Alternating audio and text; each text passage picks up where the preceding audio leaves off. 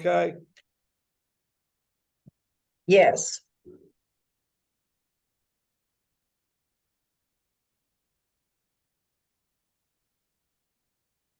Okay. Welcome to the, what was formerly called the membership seminar. For this year and maybe in the future, we're calling it a membership open forum. And the reason we're changing the name or calling it a membership open forum is that's exactly what we want this to be.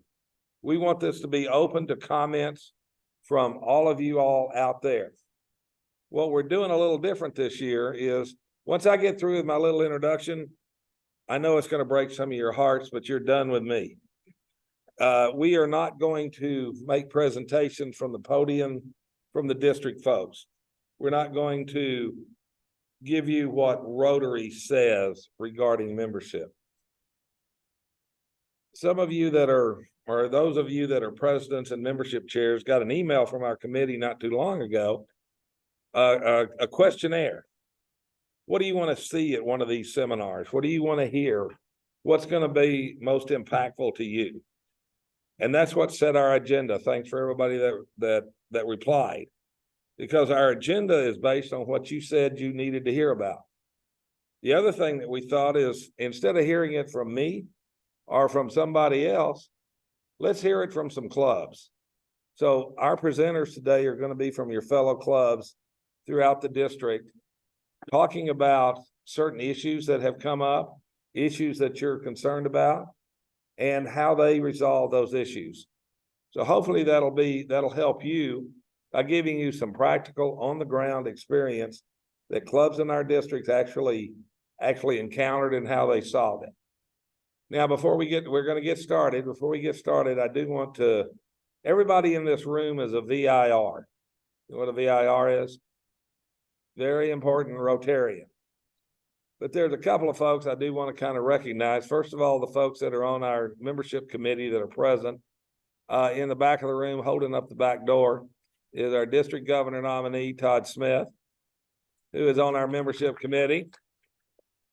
Jeff Coleman from the Rotary Club of Pflugerville.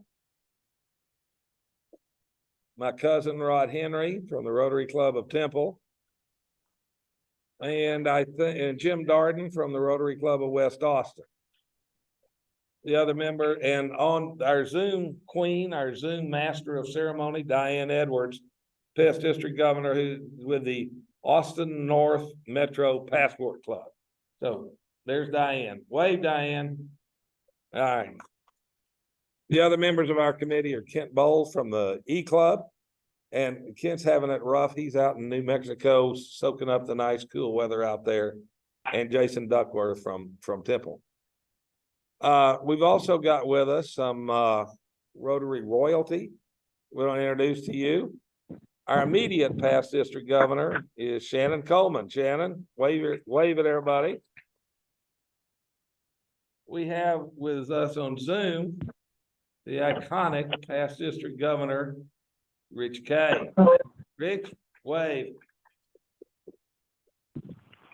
We have here on Zoom, our district governor-elect, Doug Smith. Doug, where you at?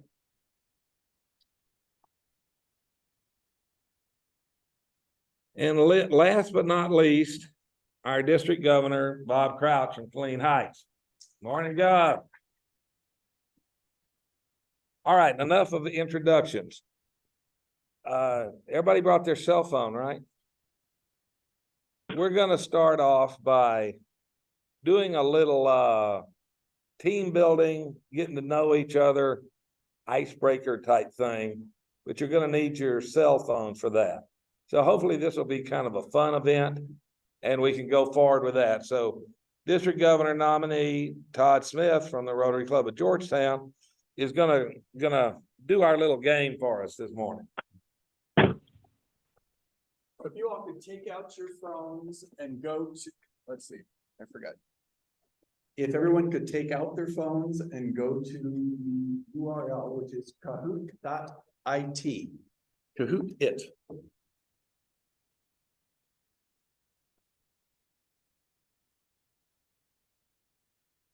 Everybody there?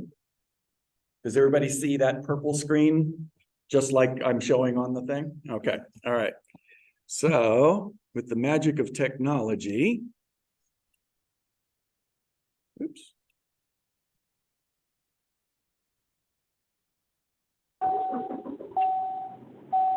Washington. Okay, if everyone would enter that PIN number where you see enter the PIN 759263.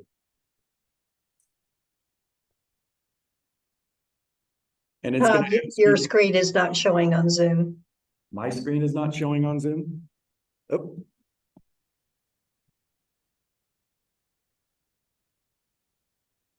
It's because I didn't share.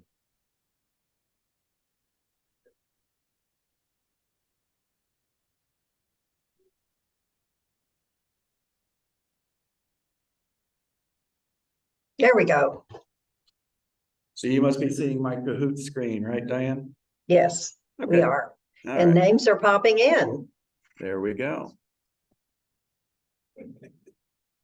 Everybody in, or are we still getting in?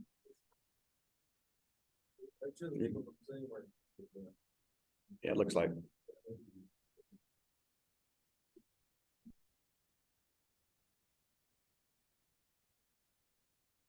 We got a big game today.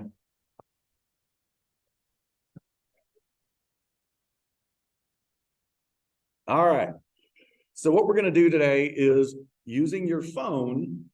For those of you on Zoom, don't make the mistake and try to press it on your desktop right now. But using your phone, we're going to ask just a series of questions just to test a little bit of everyone's Rotary knowledge today. So No cheating, no cheating. You gotta enter on your own. and the questions are timed. Wait, PDG Rich K can't play. That is true. We'll disqualify him automatically. Okay. This is just a little get acquainted question, but how familiar are you with the history and organizational structure and important milestones of Rotary? There's 4 choices there. Just press one of the colors.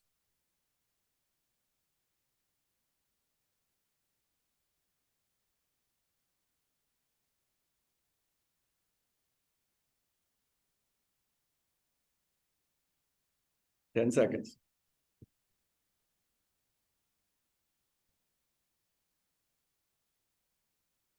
So everybody responded, and basically, I need more training on Rotary was the winner that day. No surprise, no surprise. That's why we're here. Okay. All right. Moving on. Now these are for point value. It gets a little competitive in this room, but where is Rotary International headquarters?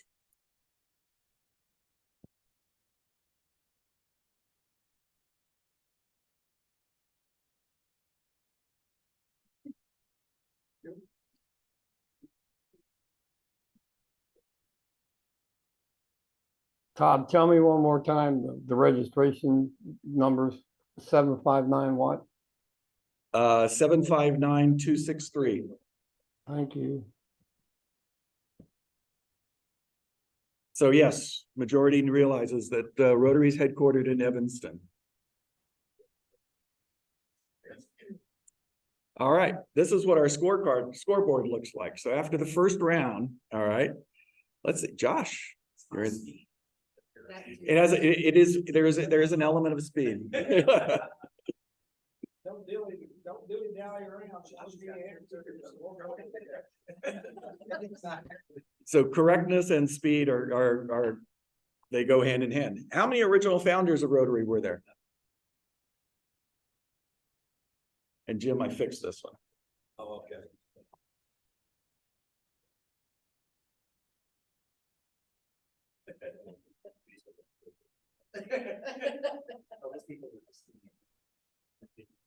It's a trick photo.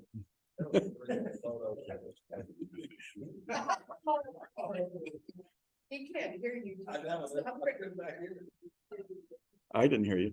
Good. Okay. All right. Lots of answers, but the correct answers were 4, whether you spelled it out or whether you put a number in. Okay. All right. So how are we doing with the scoreboard now? Whoa. Whoa. Oh, G. Rod Henry moved into the leader spot. Google the history and you'll find out who they are. Yeah, try to remember them. All right, next question. How many members of Rotary are there today, including Rotaractors? Oh, that's. 1.2, 2.2, 1.4, 2 million. Rich K, you're disqualified from answering.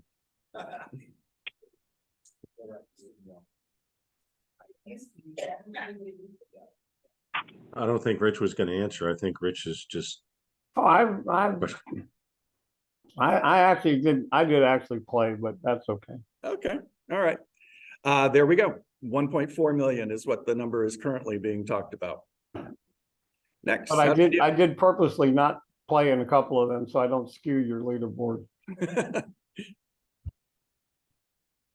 All right, Russ, doing well, doing well. Okay, next. What do we have? We have, oh, this is a double pointer. This must be a tough one. How did Rotary get its name?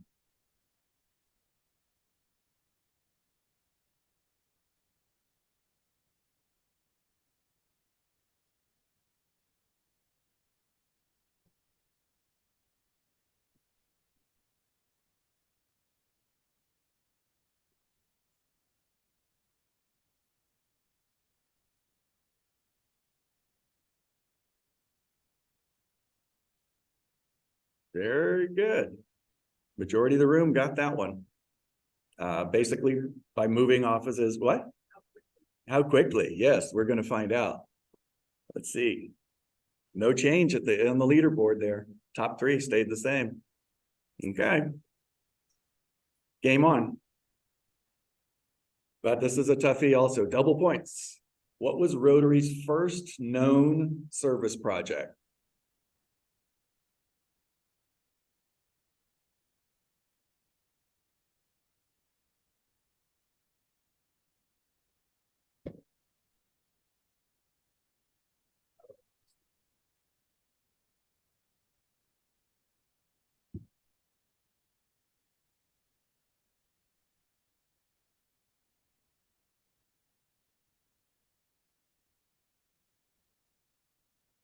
Time's up.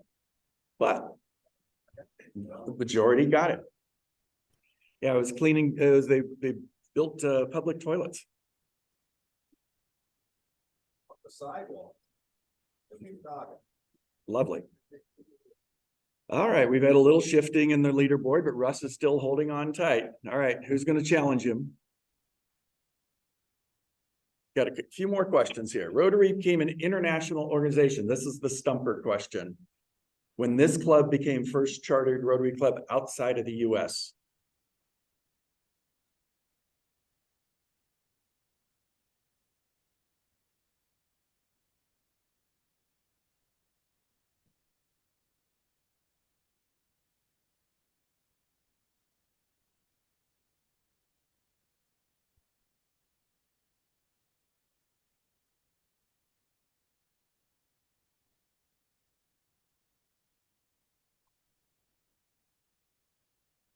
Oh, I knew it was one of the new in Canada. This is the stump. That was the stumper question. Yes. All right.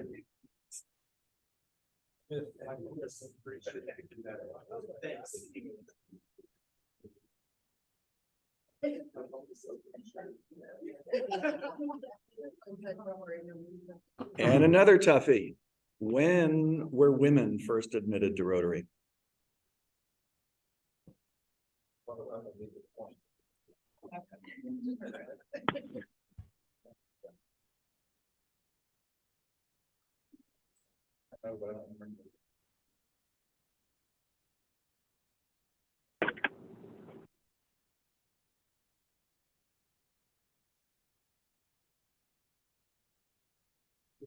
Very good. Very good.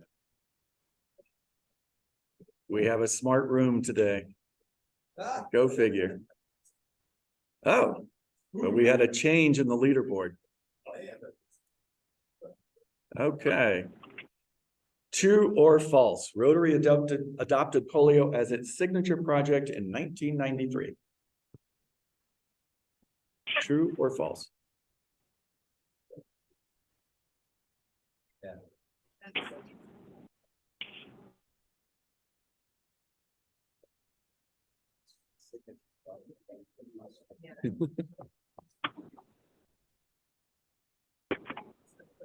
False. Yes. It's 1985. Yeah.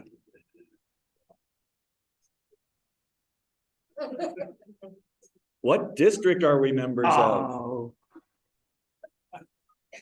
Mine actually told me that was right. My screen is gonna show me anyone who gets this wrong. Reading is fundamental in the challenge of speed. Yes,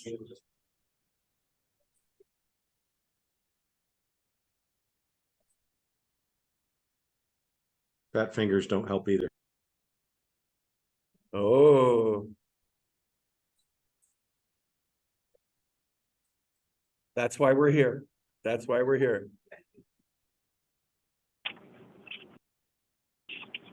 There we go. Yuri is doing well. And who is our current district governor? If you listened to Jim's introduction earlier, we gave you the hint. But you might want to make note of the choices. There we go. All right, good. Okay, we're doing better. We're doing better. We're on an upswing here. Okay, this is a word cloud. In 1 or 2 words, just put down what you think is your favorite aspect of Rotary.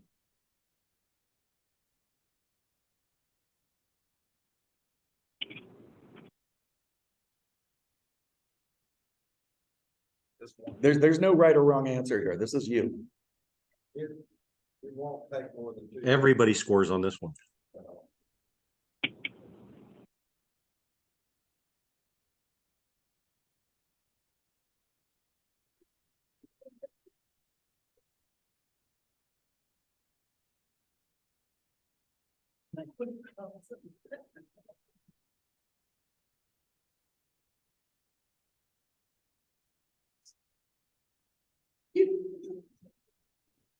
Just a few more, about 10 seconds.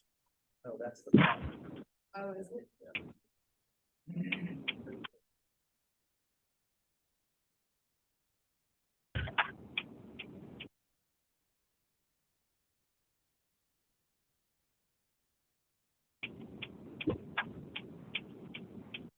You can see what people came up with.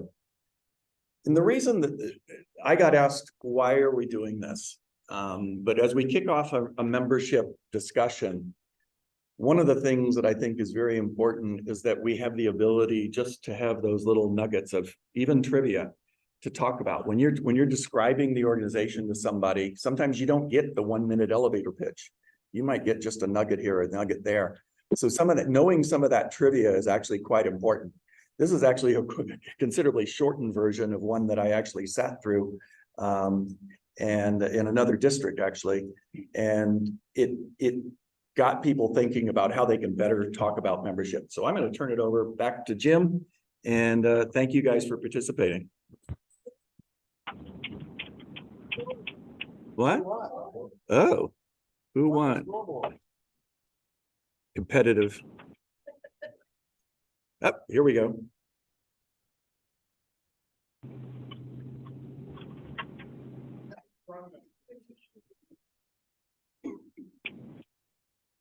And Gary. Gary, what club are you from? There we go. Oh, you're playing all the way back there. Good for you. Thank you. Okay, let me stop the share. Jim, are we gonna have any opportunity to talk about that last screen as it relates to membership? Yes. You talking about the words and everything? The word cloud. Right toward the end, once we get through with our presenting. Oh, I'm sorry. Jeff asked if we're gonna have a chance to talk and comment on the last screen that had to do with the words that we use to describe Rotary. And yes, we are. We're gonna get through our presenters and we're gonna get into that when he starts closing some things out. So the reason we did this, instead of a normal icebreaker of everybody introduce themselves and all that stuff, was to kind of get you guys engaged with each other, maybe be a little competitive, maybe have a little fun with it. and a way that you might could take something like this back to your club to get started. I know Todd and others in the room and in Rotary know a lot about Kahoot. And if anybody wants to use it in their club, just let us know and we can get it going. I said you were through with me. I guess I lied, but I'm just going to be the MC for a little bit. But I do want to just read a couple of things. On the questionnaire that we sent out and what we're going to have presenters on, the 4 biggest questions that people had or need help with is, number 1, how do I attract new members? Where do I find new folks? Number 2, and the biggie, how do we retain our existing Rotarians? And that is the emphasis this year of not only our district, but all of Rotary International. You know, we always say we're great at getting them in the front door, but we're terrible and they keep going out the back door. Well, this year, hopefully we can learn how to lock the back door, make sure that they don't go out. The other one was, how do we, especially after COVID and things, how do we get people back to our clubs? How do we get people to come to our clubs and have a good time and want to keep coming back and back and back, not just necessarily have a couple of business items, have a speaker, have a meal, go about your business. And last, one of the biggest questions were, how do we get young folks involved in Rotary? How can we attract them, and what do we do to make sure that we, you know, to sustain this organization? Guys like me aren't going to be around forever. So we need some young folks to come in and make sure that we sustain. So that's what all we're going to talk about today. We're going to talk about attraction, retention, club experience, and young professionals. Those are the ones that everybody wanted to talk about. And one of the reasons is I'm going to give you a report from the end of 22-23 for our district. I did such a great job as membership chair last year that they asked me to do it again this year, because we only lost 124 members last year. That's a net loss of 124 members. Now hopefully that's an anomaly. I know some of the clubs took the time to kind of purge their roles. And after COVID, folks that just weren't coming and maybe didn't pay dues. Hopefully that was an anomaly of the year.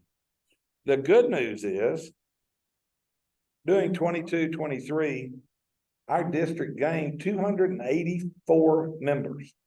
That's new folks coming in. Now, some of them were probably transfers, but a majority, 284 new Rotarians. How great is that?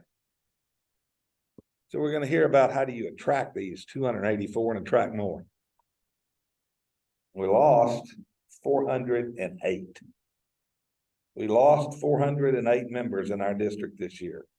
Some passed away, some had to move, some changed jobs, some may have even transferred clubs. But we got to figure out how to get that number down. I'm not a math guy. You do the math. If we had only lost, say, 10% of our membership, we would have gained over 100 members last year. So we're going to work on that. So we're going to get started. I will shut up now. Our first presenter is Eli Albon from the Rotary Club of Pflugerville. Eli, where you at? There he is. Eli's going to talk. He's got to get out of town, so he's first. He is a young professional, and he's going to talk about what attracted him to Rotary and maybe what some of our clubs can do to attract younger folks to sustain our Rotary. So Eli, thank you for being here. Thank you so much. Well, again, my name is Eli. I'm with the Rotary Club of Pflugerville. And I'll start out by saying I scored 27th place on that little test. So I'm not sure if I'm the person to be up here talking, or maybe I'm just the right person to be up here speaking. But when I got the email to talk a little bit about Rotary and my experience, I had to think back to what was my first engagement. When did I first even hear about this kind of cult thing called Rotary? Like, what is it all about? So let's rewind probably about 4 or 5 years ago. I was a part of an organization that did group physical fitness. And there was a group that would always come, and they were just this little group that was always joking and laughing and having a good time. And I knew them, but I didn't really know them. And one of the ladies was talking about cooking food at something, and I was like, what do you, and it kind of piqued my curiosity, because I spent over 20 years in the bar and restaurant business. And so when I hear somebody talking about preparing food, I start listening and paying attention. And she started talking about this thing called Ryla. And then this whole group all started chiming in and talking about what Ryla was. And I was like, all right, this is pretty cool. So I'm going to pause there and just talk a little bit. I grew up, actually, ironically, right outside Chicago. So I know Evanston very well. And my childhood stunk. It was bad. But I didn't know any different. I didn't know, I thought the way I lived and going with my mom to food pantries and stuff like that, I thought that was normal. That's just what I was used to. And so my childhood was very rough. But I've always had an entrepreneurial spirit.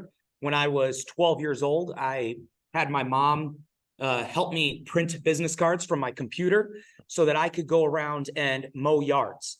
I fired my first employee when I was, I think 14, who was my brother. He could not mow a straight line. And when I sat there and saw the line that he was mowing and the grass was a little off, I was like, this isn't going to work. And I had to terminate my brother at the age of 14. But so fast forwarding back, I was impacting young people has been something that's always been important to me.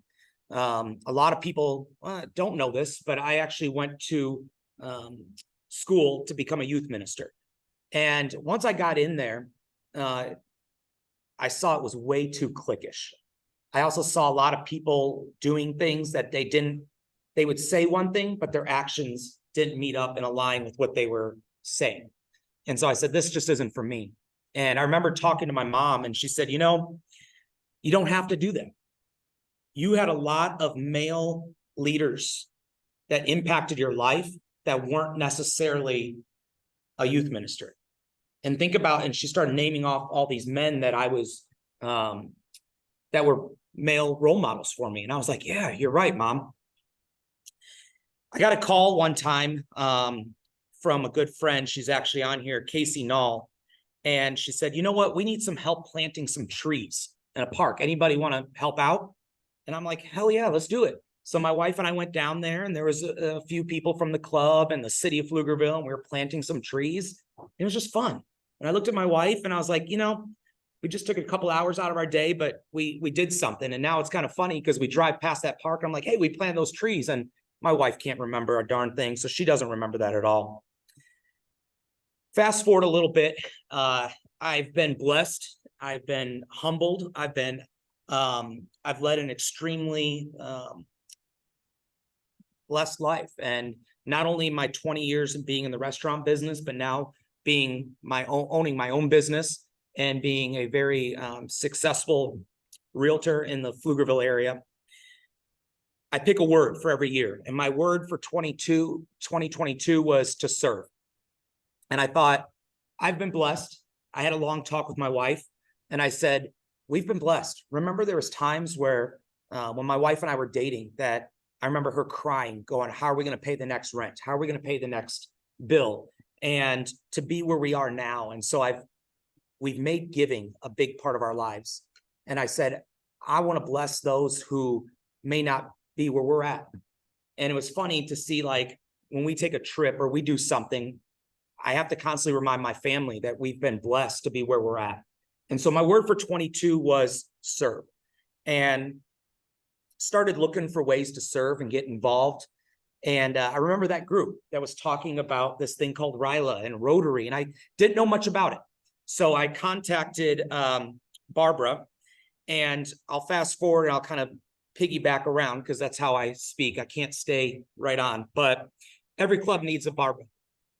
I'm sorry? Oh, no, don't worry. I'll always get back to it. but everybody kind of needs a Barbara on their club.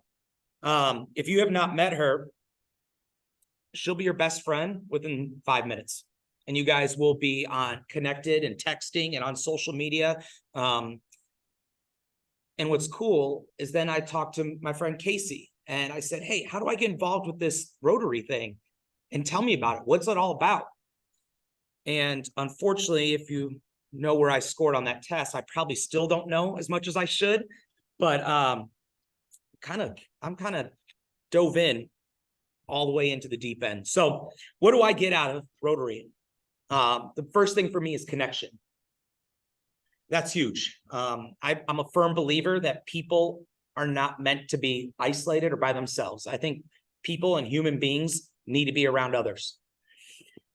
I do a lot of my years in the restaurant business. I did a lot of studying and research on different generational characteristics because I thought that was important to help us grow. And I'll get back to that in just a little bit, but connection's huge for me. The social aspect. I love hanging out with people. I love to host. I love to just be around people. And my wife will tell you, my friends will tell you, I am a yes man. I can't say no to people. And sometimes it's a bad characteristic. Sometimes it's a good characteristic. But for me, I'm always, yeah, absolutely. I'm in. Let's do it. To the point where I've lined up my day, for instance, today, starting at 7 a.m. and I'll be going until about midnight tonight. Just nonstop events and things going on all day today. What else do I get? Serving. You know, it's tough because every Rotarian that I've met wants to give back and be part of service. But at the end of the day, not everybody does. And then a big knowledge of our community. I'm learning so much about Pflugerville. I'm learning so much about Rotary in general. I'm learning so much about other communities. And so, you know, for me, the three things that I've been most involved with is I had to jump in and learn more about RILA, and I got involved right away. And using my past experience as somebody who led workouts, I've been going up and leading workouts in the morning and just waking up the campers up there. I was blessed to be able to help lead and be the chairman for a wonderful event that we did last year for the first time called the Wild West Brew Fest in Pflugerville. And what I loved about that is actually partnering up with the Rotary Club of Katy and getting to have fellowship with their club and going out and meeting them. And we have a guys trip planned in April or no, March. And we're actually flying up to Chicago and touring some breweries together and hanging out. So some of our club from Pflugerville, some of their club from Katy going out together and taking a guys trip, which is really cool. And then this year, joining and being part of Interact and being with one of our high schools in Pflugerville to help them and kind of bridge that gap between Interact and Rotary and have us to help support them and for them to help support us in continuing to work on what we've talked about is getting the young people involved with Rotary. And then, so the last question is, how do we recruit others? I've heard that a lot. And a couple things as I was thinking is, one of the biggest things for me is be real. Don't BS me. Don't smoke and mirrors me. Just be real. I think that's huge. And not everybody likes that, but be real. I think debunk a lot of the myths. I think that's out there, you know, like Rotary is only for older people, or it's only for men, or it's religious, or anything like that. Debunk those myths. There's too many things out there that people just don't know, and knowledge is power. You got to help people understand what Rotary is all about. For me, a big thing is be relevant. Be relevant to what's going on now. Non-judgy, I think that's a huge thing for me. Sometimes, and I'm just going to be brutally honest, even our club can be kind of cliquish. You know, people hang around people they know. They gravitate towards they're comfortable at. And one of my things I used to tell my leaders that worked underneath me was, you know, when you're at the lunch table, go sit with somebody unlike you. And you're going to learn so much. But sit with somebody unlike you. Sit with somebody you've never sat with before and just talk to them. You're going to find you might have some more in common than you actually think. And then going back to what I said earlier about studying, right? Think about the next generation. Now, technically, According to the book, I'm a Generation Y person, but I have characteristics of somebody from Generation X. And the Generation Y people, they're tech savvy, right? They live in the tech age. They want to be part of something bigger. They want freedom. They want flexibility. And they're innovators, right? And so I think a lot about when we're attracting other people, I think back to those things and how are we doing our tech? Look what we're doing already. We have tons of people up here on the screen. I think that's pretty cool that you don't have to be there in person, that you can actually be catching on Zoom.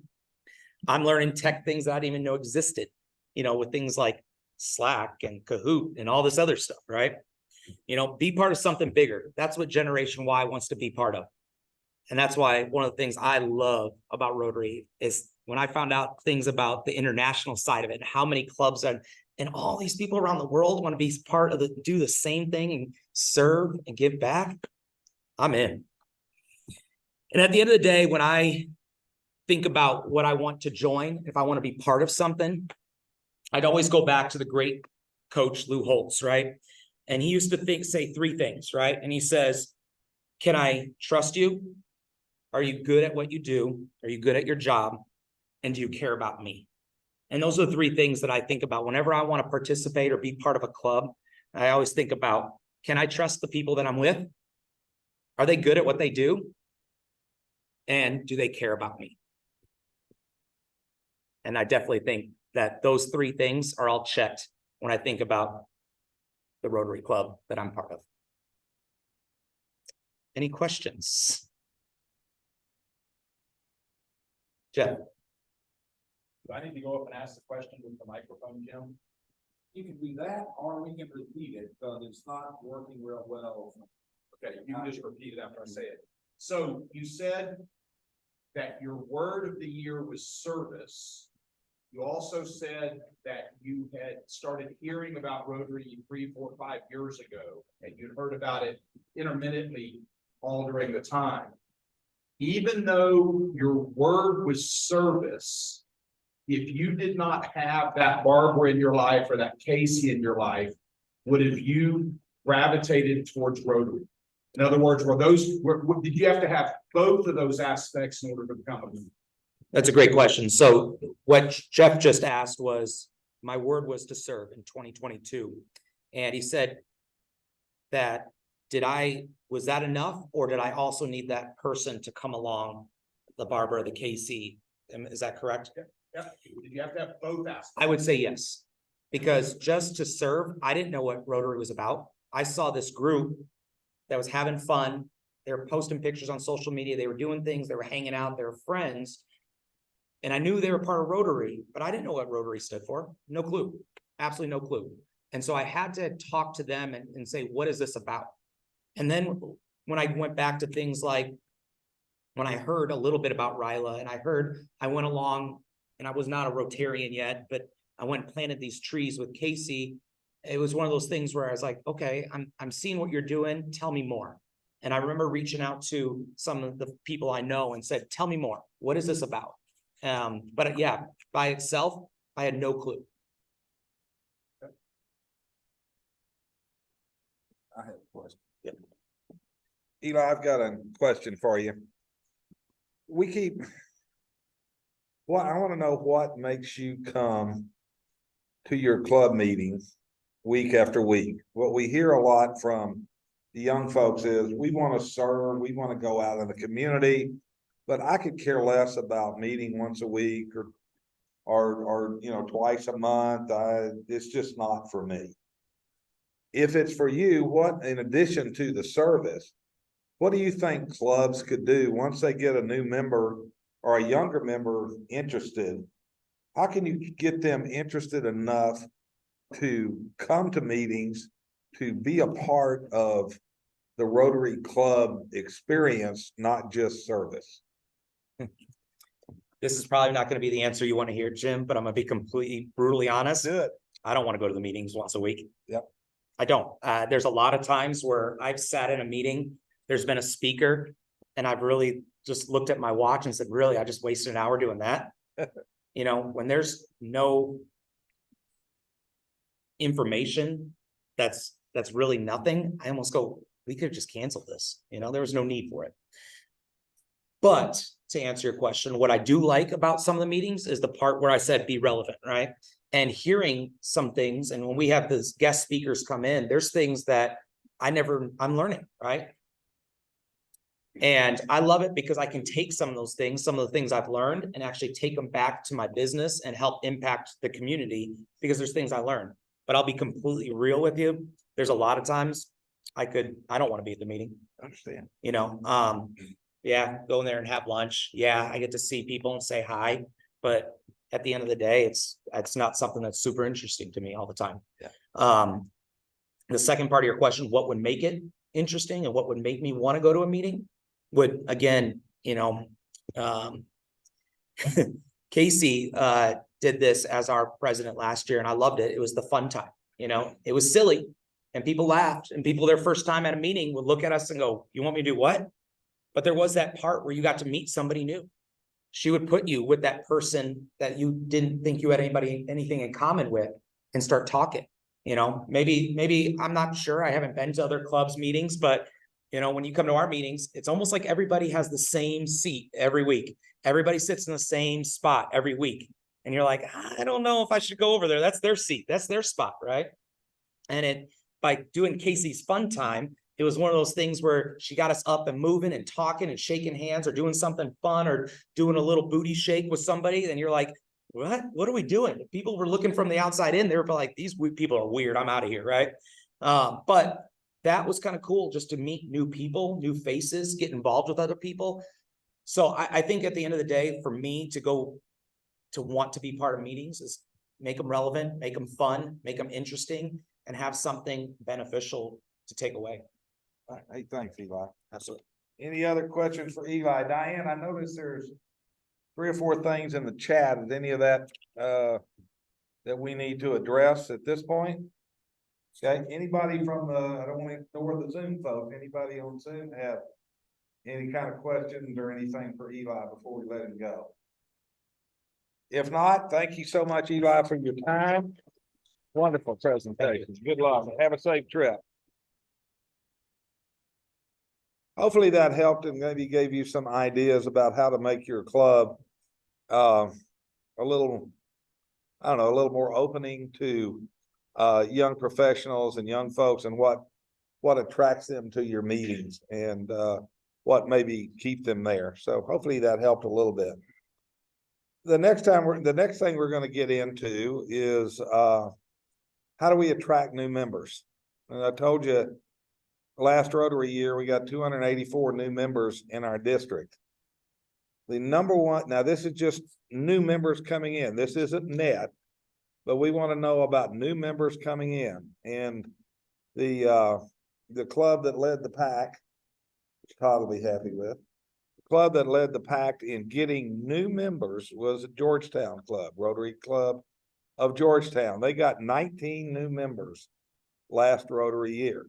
Now they lost a few, but we're not going to concentrate on that right now. They got 19 new members. So Dennis, where are you at? Dennis Brown, come on. Dennis was their membership chair last year. And he is going to talk to us a little bit about what in the heck can we do to attract new members and what was successful, maybe some of the challenges they had, but what was successful for Georgetown Rotary Club to attract 19 new members. So Dennis, thanks a lot for being here.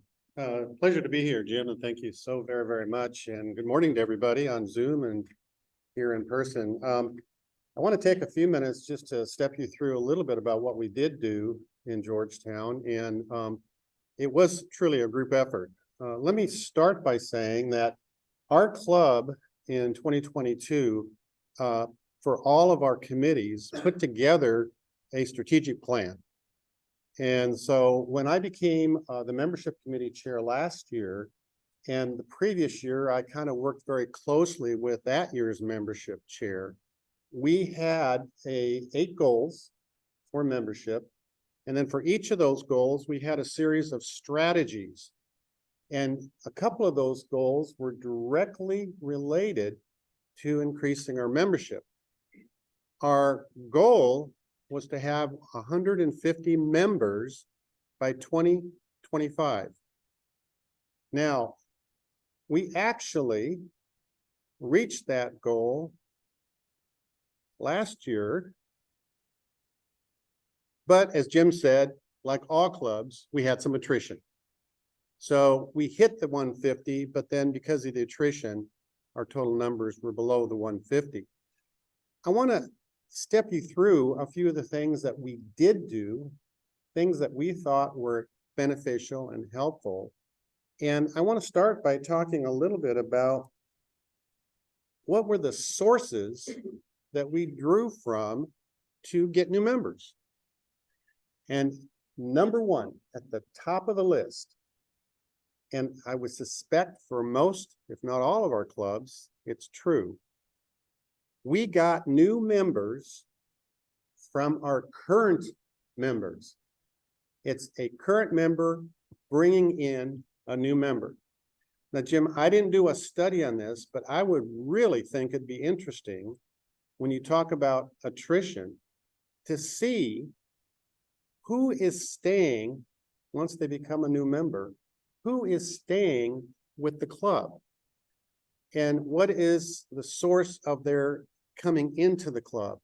And I don't know this as a fact, but I'd wonder if more of our members that stay are ones that are brought in by current members because they have a connection.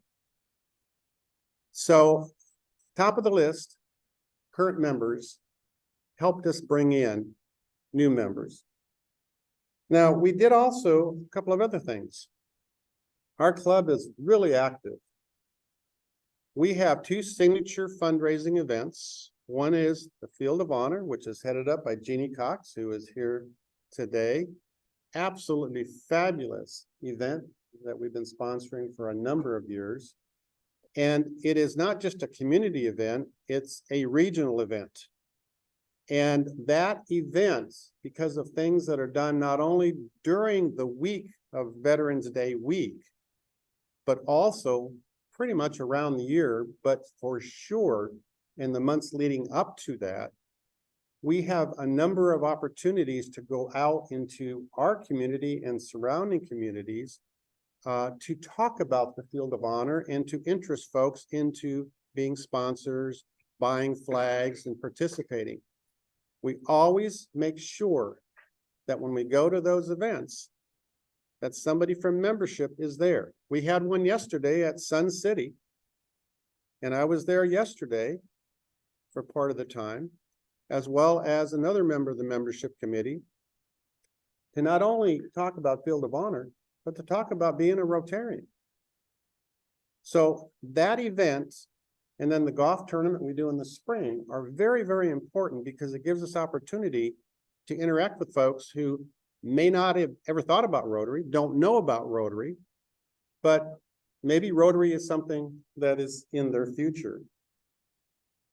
We go to events like in Georgetown, they have the Hispanic Cultural Festival in the summer. So we go to that and talk about Rotary. We have a little booth that we set up.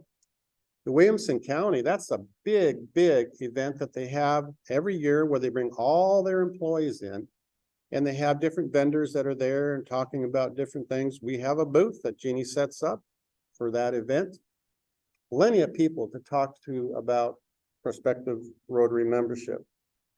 Because the Field of Honor focuses on veterans and first responders, we go to a lot of veterans events. The AvFest, which is coming up in Round Rock, is a big event. And we get a chance to talk to folks, not only again about the Field of Honor, but we also talk to them about membership opportunities. So, number one, current members. Number two, in terms of attracting members, being aggressive and going out and talking to people about their being a Rotarian and why being a Rotarian is something that could be in their future. Now, my wife, who early in her career, thought she wanted to be a State Farm agent. She'd gotten her master's degree and she's been teaching for 3 years, and she said, maybe I want to do something different. So she got into the training program to be a State Farm agent. The one thing I remember about that experience was that she had these prospect cards. Those of you that may be in that field or know about it, you get prospect cards, people that, you know, you can contact about life insurance, auto insurance, home insurance, like that. So for a few months, I had to help her, and I did it willingly, find people that we could have those prospect cards filled out on so she could do the follow-up on it. Well, long story short, she didn't become a State Farm agent. Maybe she should have, but she didn't. But she had a great career. She got her doctorate and she became a university administrator. But that one thing stuck out to me, that prospect card. So when I became membership committee chair, we developed prospect cards. And I have one for those of you that are here and on Zoom.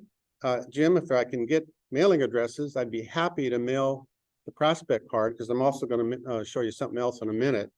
But I'll hand these out in just a moment. But this gives our members an opportunity, if they're not at the point where they want to or feel they can contact the person and would like us to do it, the membership committee to do it, then they just fill out this card and we follow up on it. So that's another avenue that we use to find out who possibly might be a prospective Rotarian. Last year, during the year that I was membership committee chair, we updated our membership recruitment brochure. New member recruitment brochure, and Todd was involved in that, and Jeannie, as a member of the membership committee, was involved in that. And so I have this for you all today. And again, Jim, if we can mail these out to the folks on Zoom, I'd be happy to do that. But this is fresh, it's brand new, it's focused on our club, talks about Rotary in general, but it has a big emphasis on the Georgetown Rotary Club. So that's another thing that we used for recruitment. Now, this isn't, what I'm going to say isn't anything new to any of your clubs, but we have a very, very strong membership committee, and it's been very active. And at every one of our meetings, we always invite somebody who's new to that meeting to introduce himself. Somebody on the membership committee who's at that meeting doesn't let that person leave without having a conversation. In other words, don't let them come in, have a nice lunch, introduce themselves, and then go. We follow up. We're not high pressure. One thing we've learned, if you high pressure sell them on being Rotarian, they either aren't going to do it, or if they do it, they don't last. So they have to make the decision themselves that this is, something for them. So we're very, very active in following up with our visitors. The other thing is, we, like many of your clubs may do, we do the top 10% high school seniors, have them and their parents come. We always do our best to reach out to them. Not only do we give them a brochure, but we try to have a conversation with as many of them as we can. In addition to that, Jeannie has a wonderful after the Field of Honor event where she brings together the sponsors and she those who are receiving the proceeds from the event, nice recognition to come to one of our meetings. Same thing, we have the brochure, and then we try to have a conversation with them. I thought of a couple other things in terms of some of the features that attract people. And for us, and for your club certainly too, but for us, for our club, it certainly has. Like you, we did Zoom during COVID. But we do Zoom today. We had Zoom yesterday. Every Friday, we do Zoom. And we have some very loyal Zoom attendees who, if they couldn't do Zoom, probably wouldn't be a member. So we've maintained that Zoom avenue of membership. It's worked out very, very well. The other thing, Rotary is very visible in Georgetown. I mean, just very visible. People know about Rotary, and we do a lot of service projects in Georgetown. And so that visibility is something that really has helped us to attract new members. And then the other thing I will say that may not be a surprise at all is when Rotary changed the mandatory weekly attendance requirement. Because I became Rotarian late. You know, I've only been Rotary for 12 years, 8 in the Houston area and 4 in Georgetown. But when I was in the Rotary in Houston, it was still every Friday, every week, ours was on Wednesday, every week, or do a makeup. And I do believe that it did keep some folks from becoming Rotarians. So even though we'd like people to come every week or do the Zoom, certainly encourage them to do the makeup. Not having to feel obligated every week has really helped us to attract new members.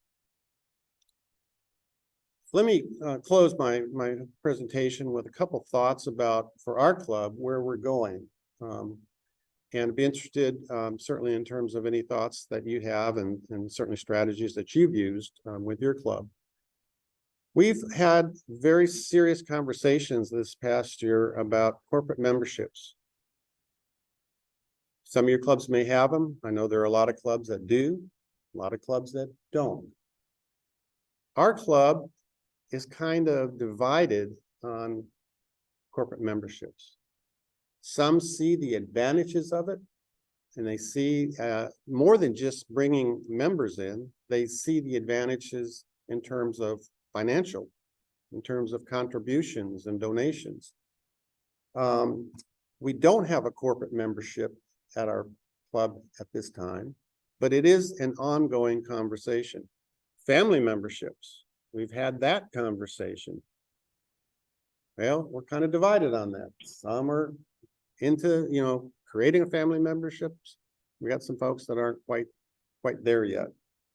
And then finally, and this is something that's been ongoing, but you know, I think this year we'll see it much more aggressive, targeting community and business leaders to become members. For example, and we do this now, and you know, Jeannie is by far our leading recruiter. And a lot of that comes through her contacts with the field of honor. So the chief of police is a member. The fire department chief is a member. We did have the mayor at one time. And when he comes and speaks every year, we remind him that, you know, he was a member, and we try to encourage him to come back. But targeting specific people, going out and meeting with them and talking to them about Rotary and trying to encourage them, you know, to become a Rotarian. Georgetown, as you know, is growing. We have, if you look at our club, we have a club that is older in age. One of our goals is to increase the number of members that are under 50. Certainly, that is happening slowly. We haven't found the magic potion yet, necessarily, to attract the young folks in. The biggest issue with them, they're working, they're raising families. There's so much going on in their lives that Rotary hasn't really been on the radar. So we have to find a way to get it onto the radar. So that's a big challenge, and it's certainly one of our goals as a part of our 2022 to 25 strategic plan. And Jim, that's the information that I have. Any questions for Dennis? Membership attraction. Yes, sir. How would you describe the culture of your club?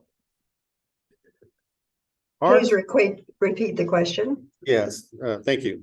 How would you describe the culture of our club?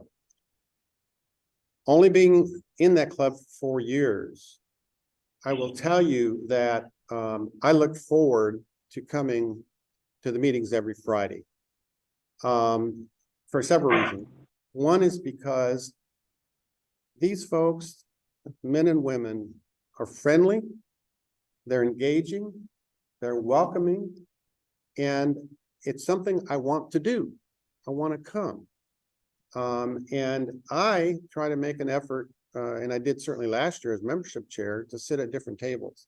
When I was in Houston, if you were a new member, you were required to sit at a different table every meeting. That was, one of the requirements before, you got your, we had red badges, go to white badges. We now have white badges with red ribbons, new member ribbons, but that was one of the requirements. And that was, we have some tables that the same people sit at them every week. But we also have a lot of folks that just move around and they just enjoy one another's company. Gentleman that spoke earlier, talked about programming. We have some great programs, maybe some that weren't as great, but more often than not, we want to come. It's just a group of folks that are good to meet. And it's not only at the meetings that, you're with them. We do so many different projects that you just see them all the time and you enjoy being a part of that. Yes, sir. How big is your membership committee and how often? Last year, Can you repeat the question? thank you, I Jim. understand. How big is our membership committee and how often does it meet? It has 12 members, which includes a former club president. Jeannie's on it, and Jeannie was a club president, I believe from your club in California. And of course, heads up our field of honor. And we have, they're just very energetic and excited, and they're really focused. I didn't have to twist anybody's arm to become a member of the committee. They wanted to do it. And so it's typically we would meet monthly, sometimes more often. When we were discussing corporate and family memberships, we met a little more often.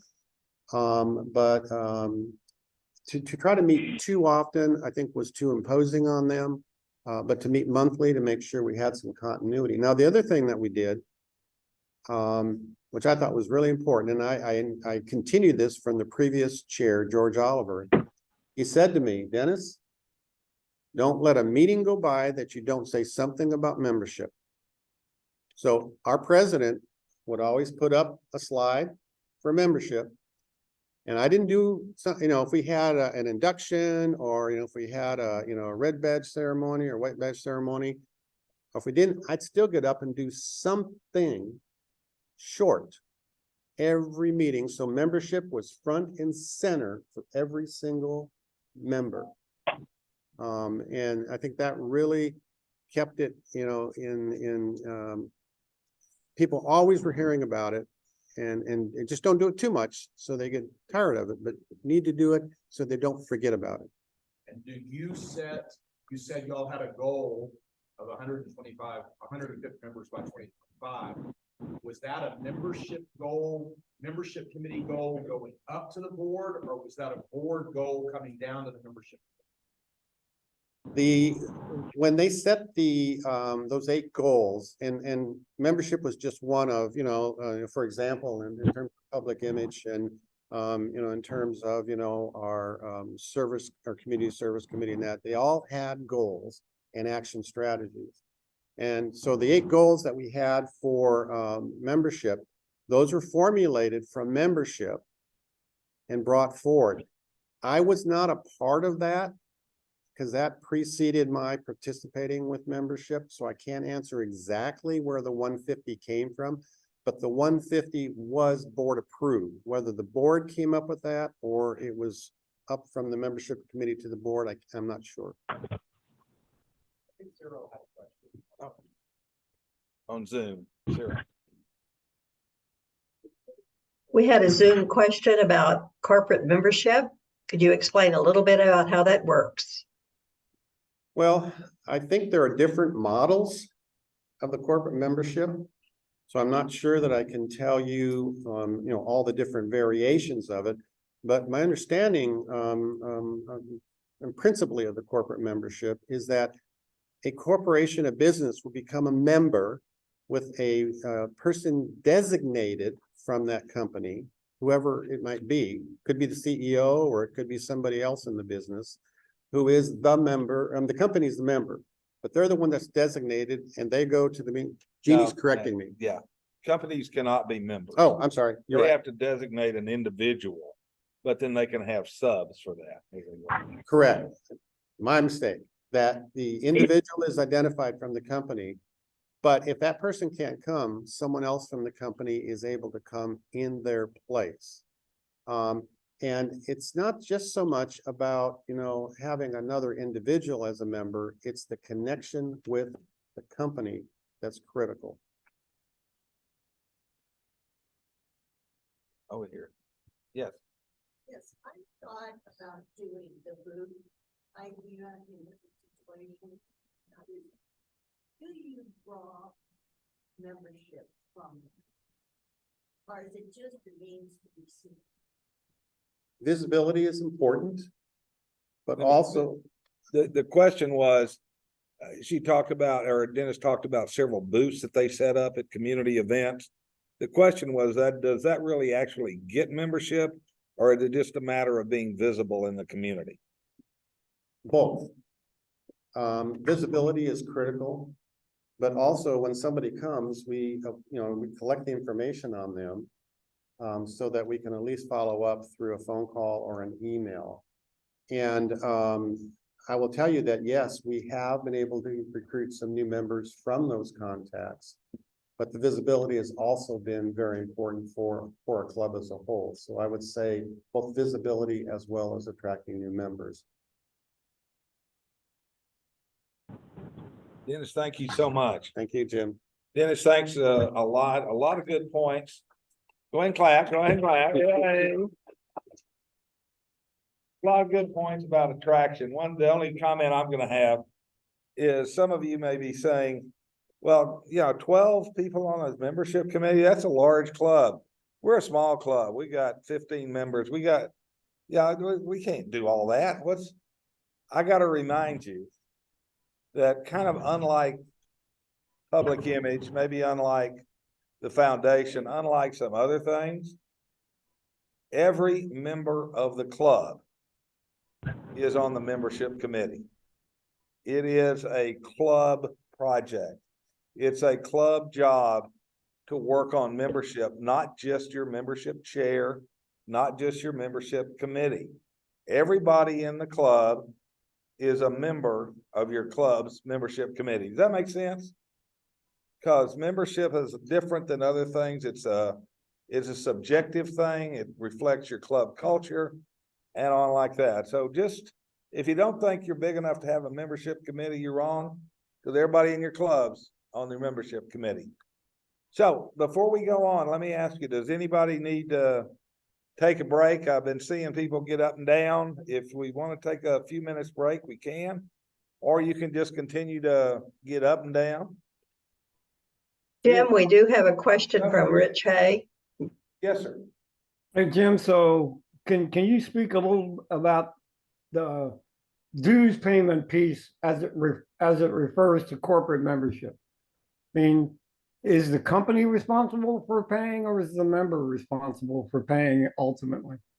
Well, it's kind of up to the club, up to the company or the member. Remember, and Rich, you can correct me if I'm misstating something. The member of Rotary is the employee of the company.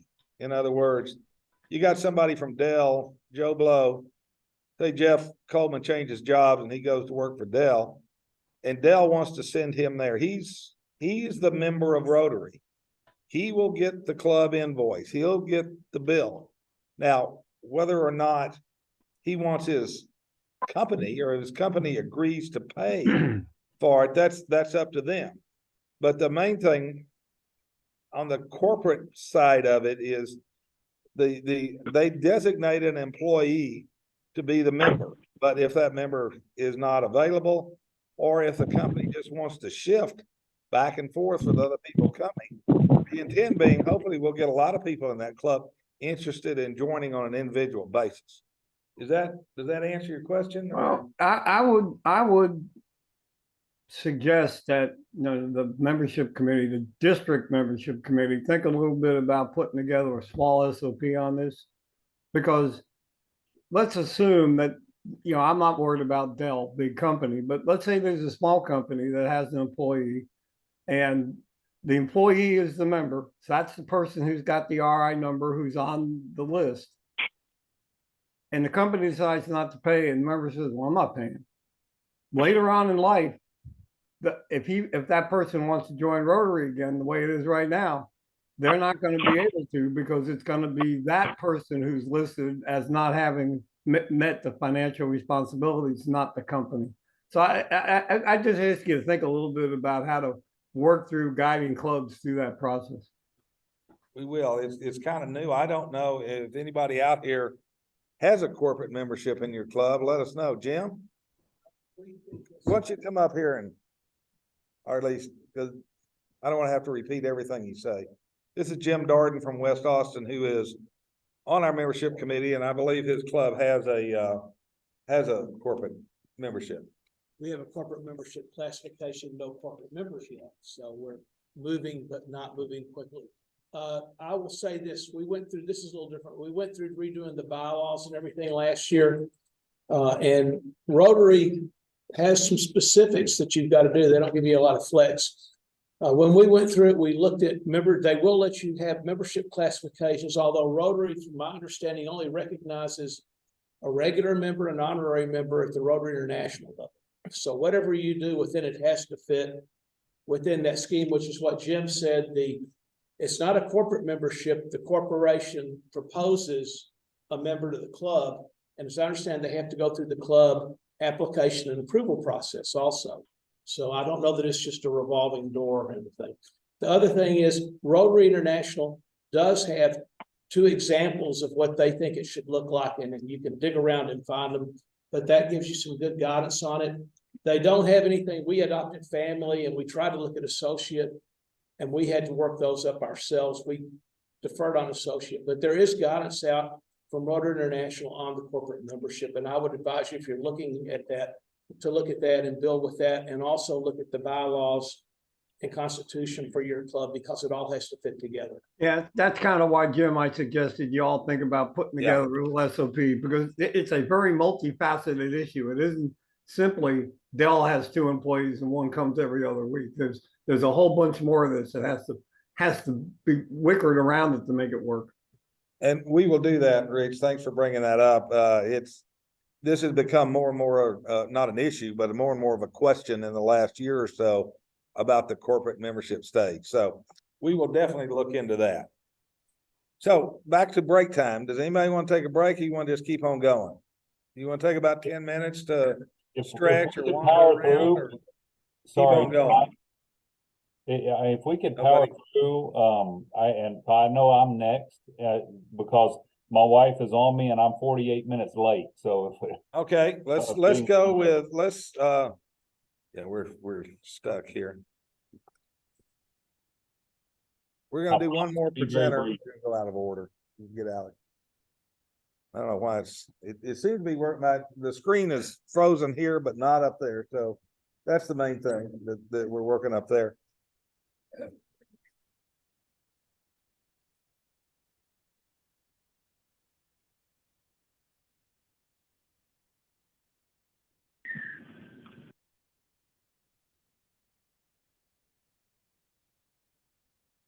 Now move. Are people moving now? Here we go. Yeah, I think so. Okay. We're gonna move to membership retention. And our next presenter is online. Alex Rimshaw from the Rotary Club of Shiner. Shiner had a retention rate of over 95%. So, which the district as a whole had about an 87%, I think, maybe a little less. But Alex is going to talk about what was done in his club to keep the members that they have. We're not talking about attraction now. We're going on to retention, because that's the main focus of Rotary this year. So we good to go? Josh. So Alex, if you want to go ahead and go, Okay, and, there you are. And we'll listen to what Shiner did for retention. well, first of all, we're One we second, are the Alex. small Sorry. club that we talked about before, Hold and I on. really We gotta enjoy. unmute you. We had this problem earlier. We'll get there.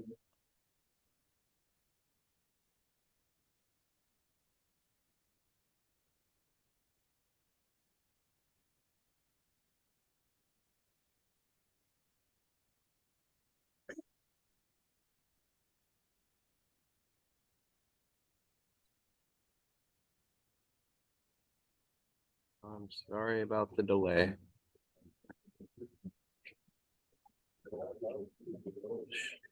It's not showing the HDMI. Plugged it.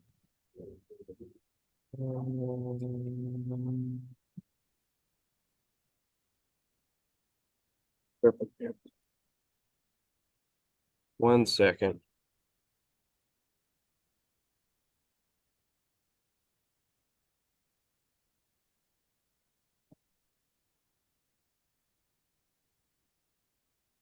Request line.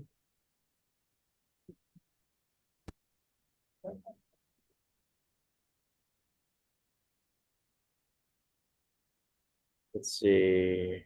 Still shows mute down here. Okay, maybe. Maybe we can hear you now. All right, Yeah, is it gonna work?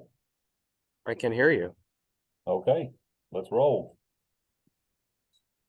All right, you ready? Yep. Go ahead.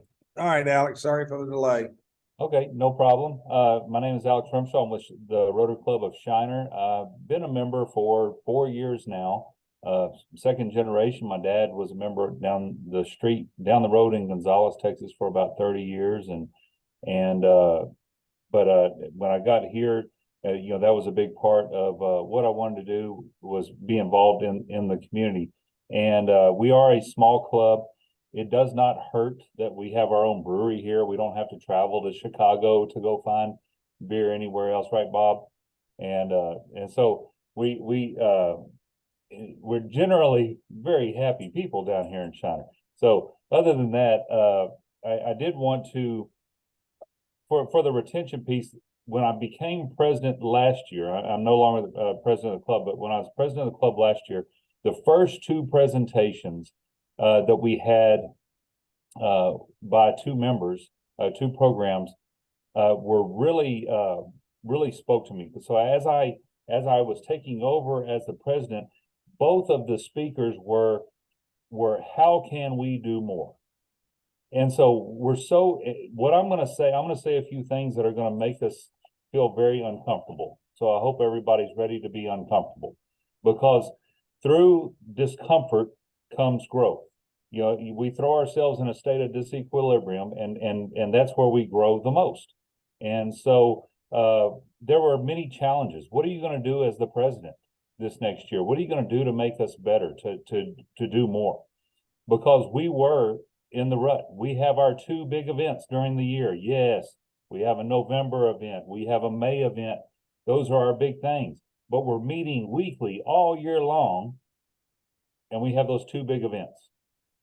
Anybody in that same boat? And we put all of our eggs in those two big event baskets. And we had a member at one time. Now he moved away, and is a good friend of mine. But he was like, we just don't do a lot. And I was like, well, we got to do more. And so our first few meetings with me as the president were, what can we do to do more? What can we do to be more active? But the very first thing before all of that, and before I get to those questions, is what you've seen from our first two presenters is how important relationships are. Knowing your members. And I put down a couple of notes of what we do. We all, here's a question for you. We all welcome our new people, but how do we truly get invested in our new people? I mean, are you invested in them? Or are you just like, oh, here, mark this down as another member in our club? Or do you know about that person? Do you know about that person's family? Do you know about that person's children? Do you know about the good things going on in their life and maybe some of the bad things that are going on in their life? And how are you supporting them with those two things? And so that's the beauty of a small club, is that it is a little bit easier to invest in fewer people and invest in the lives of each other. And so everything, I think our success across the board all goes, is 100% aligned with the relationships that we have. COVID tried to destroy relationships, to try to destroy the social piece of everything. I'm a school superintendent. It tried to destroy schools. And when I took over as president, one of my main goals was to be there. There were a lot of seminars and things like that, school related, that were put on the side, and I would just have to read about it and take notes from summaries of these meetings so that I could be present at Rotary. Because if I was going to make it important to other people, it had to be important to me. So as leadership, the leadership of your club, you need to be there and you need to make it important. And if you make it important and you make it and you're energized about it, then that hopefully that will bleed off and energize other people. Some of the things about what we do in meetings to get to know our members a little bit better. We have family members attend. We have a social function with our family members, or we'll have family members attend and introduce them. I mean, if you bring a wife and your kiddos to a meeting and you're introducing them and they see what it is and what it's all about and the camaraderie that you have with your members, then it means more to them too. And so they're more willing to support you in your endeavors to be a part of that club and to do that service. And so it's really about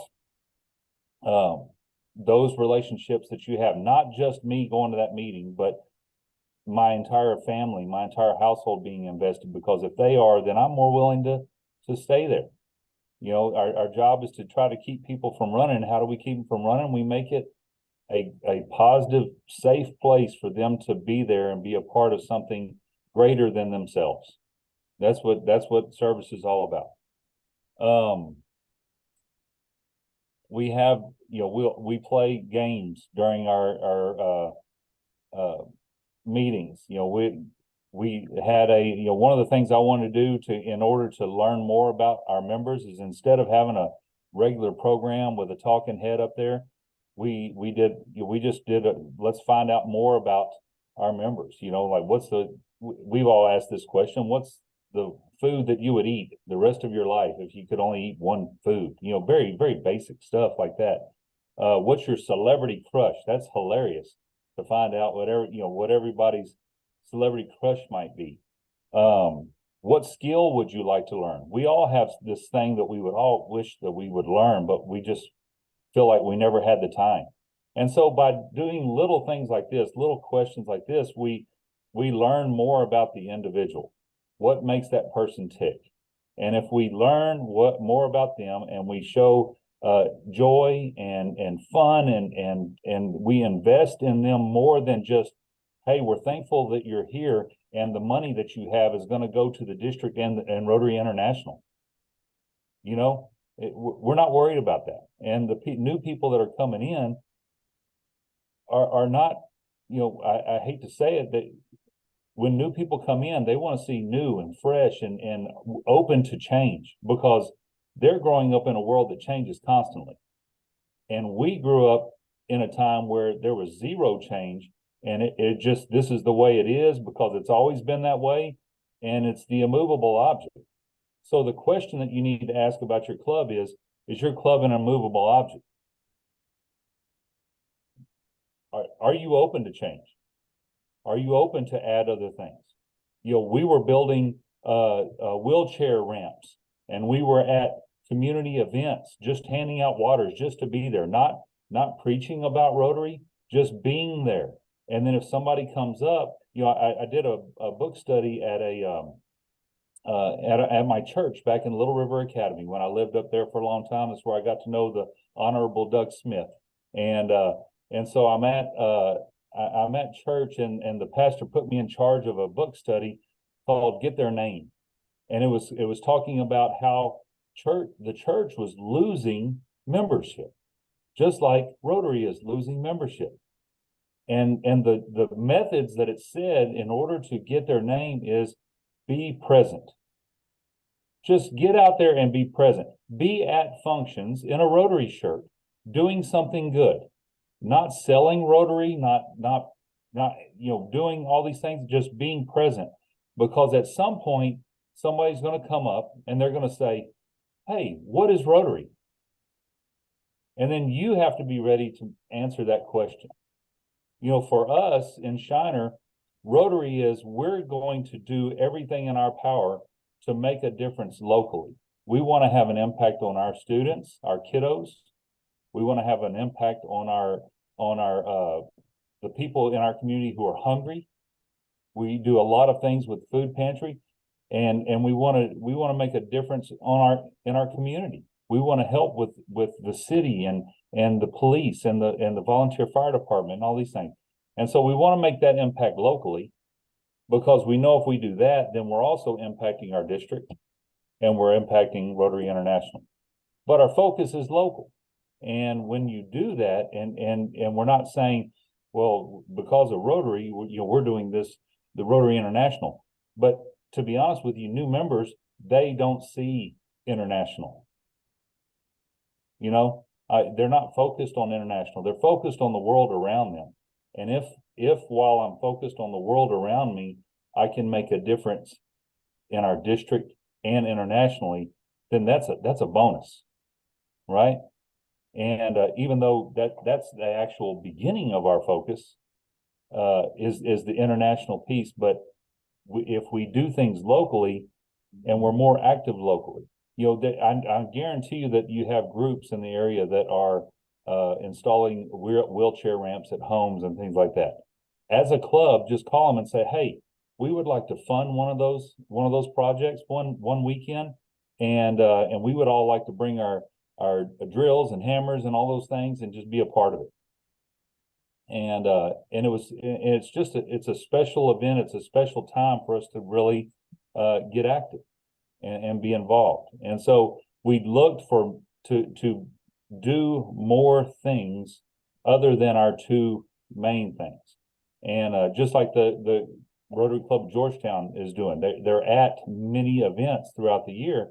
And so if somebody can't make it to one, they can make it to another.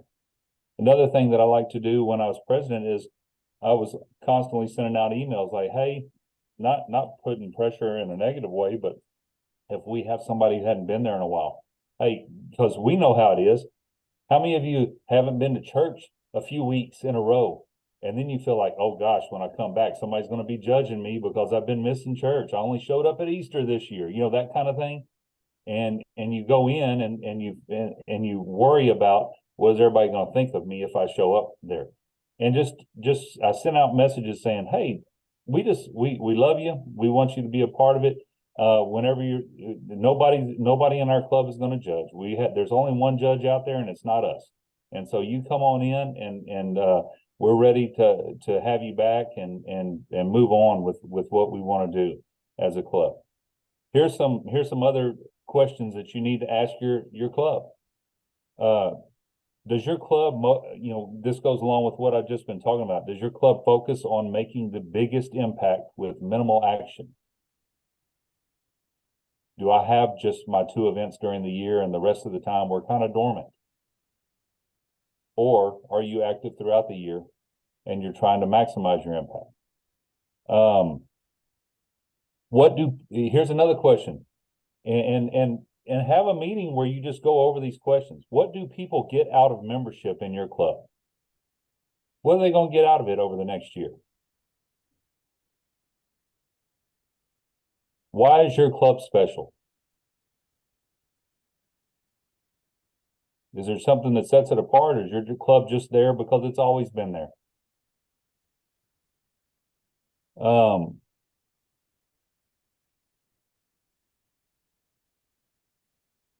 sit down and list the things that you like and dislike. Nobody likes to sit around and think about the things that they're not good at. They don't like to look at their weaknesses. Yeah, it's just our human nature to avoid looking at our weaknesses. But my job annually is to look at areas that we're weak so that we can turn them into our strengths. And so as a club, are you looking at the things that you like and the things that you dislike about your club? And how are you improving the things that you don't like?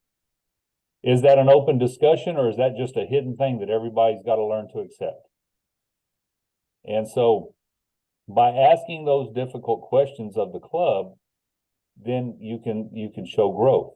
But with all of that growth, it always comes back to relationships. What are you doing to plug into every single member in the club? Are you plugging into them? Are you texting them, hey, I'm sorry to hear that your wife is sick. I hope everything gets better. Are we too busy in our own world to plug into other people?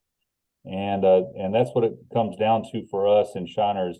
We, like I said, we're a small club. But we are actively trying to care for each other. And whenever you're cared for, you tend to want to be around that type of environment. And so that's what we try to do on a daily basis, and what we continue to do, and it's really worked very well for us. But again, it all comes back to relationship, and also in the end, the relationship, and you have a brewery in your town. So that's all I have. I appreciate the time, and if there are any questions, go right ahead, and then I'll get on the road to College Station. Hey, I have a question, Alex.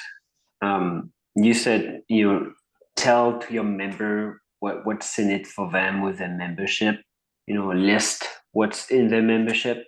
What are you telling to your member about that? Because I'm trying to do that many times during the year, try to make them understand. But I'm curious to see what is your selling pitch to them. Our selling pitch to membership is the fact that we are a small club, that we try to have the greatest impact locally. Mm-hmm. But at the same time, every time we have we do Rotary scholarships here locally, as I'm sure most of the clubs do. Every student who applies for our Rotary scholarship, they have to come and be a part of a meeting. And in that meeting, that's when we talk about the history of Rotary Club. Like, we ask the kids, what do you know about Rotary Club? And most of them don't know anything. And so that at that point, we're telling them about it. But as far as our new members, our local people, we want, our programs are focused around our city, our county.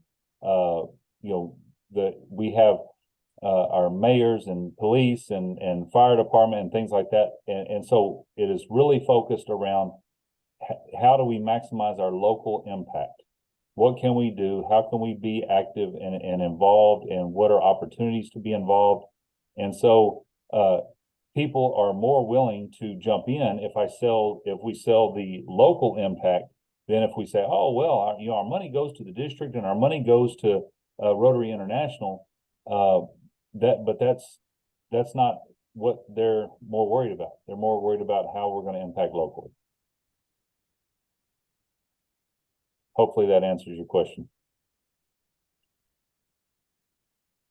I mean, that sounds more like what they gonna do, but I don't know. You think it's enough for anyone to be like, oh, you're just gonna be impactful in the community. That's it. That's all. It's your sales pitch. Well, You I think mean, it's enough?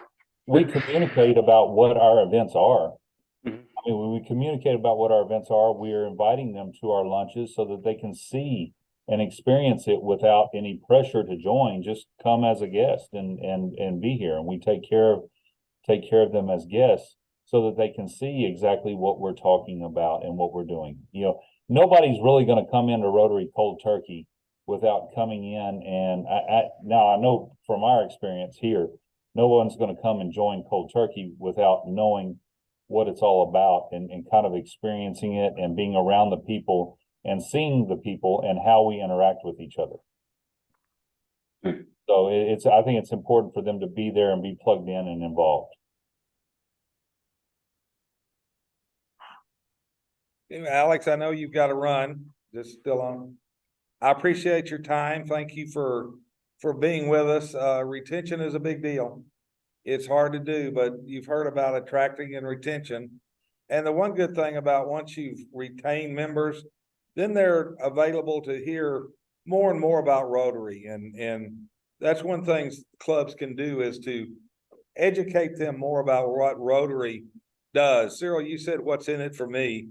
Well, I think the more that people learn about Rotary and what Rotary does, not only locally, but internationally, you've got to have a member that's become a Rotarian before they'll absorb all that. But you can't forget the educational part about Rotary, what is there outside of the club, outside of the community. Once you've got them hooked through what Alex talked about, is doing their community work, doing what's good in your local community, then you can expand their Rotary journey and their Rotary understanding to what Rotary does outside of either our district or even outside the individual community. So Alex, thank you again. Have a great trip back to College Station and gig 'em, I guess. It hurts me to say it, but I'm a Longhorn fan, but my son goes to A&M. I got you. All right. Well, again, thank you so much. If it's okay with everybody, I want to keep going because I want to get you out of here on time. If you need to wander around, get something to drink, stand up, do some jumping jacks, that's fine. But I want to not, other than Casey, because she'll just wear us. I will not get her up here to lead exercises because we'll all die. But we're going to keep going if that's okay with you. And some of the aspects, I think, and Josh, I don't know, how do I get this off of the main view to is it just up at gallery view? All right, because I don't have a Mac, so there we go. Full screen. There, gallery. There we go. One of the things that we've talked about attraction, we've talked about retention, and our next presenter, which is District Governor nominee Todd, is going to talk about something that is related both to attraction, both to retention, but I bet the majority of the people here never heard about it. So he's going to talk to us a little bit about Rotary International Fellowships. So Todd, you ready to go?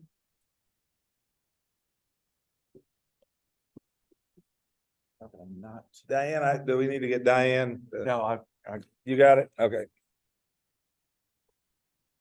just 1 second.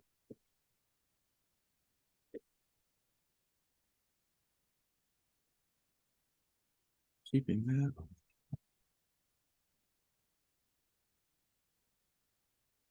This all got messed up.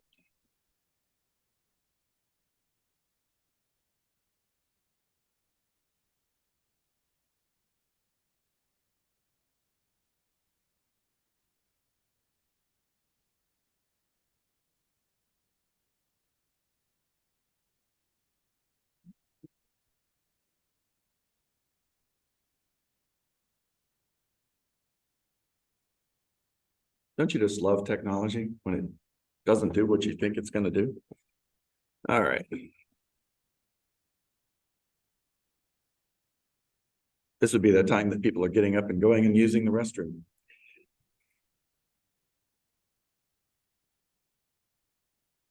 Yep. Okay.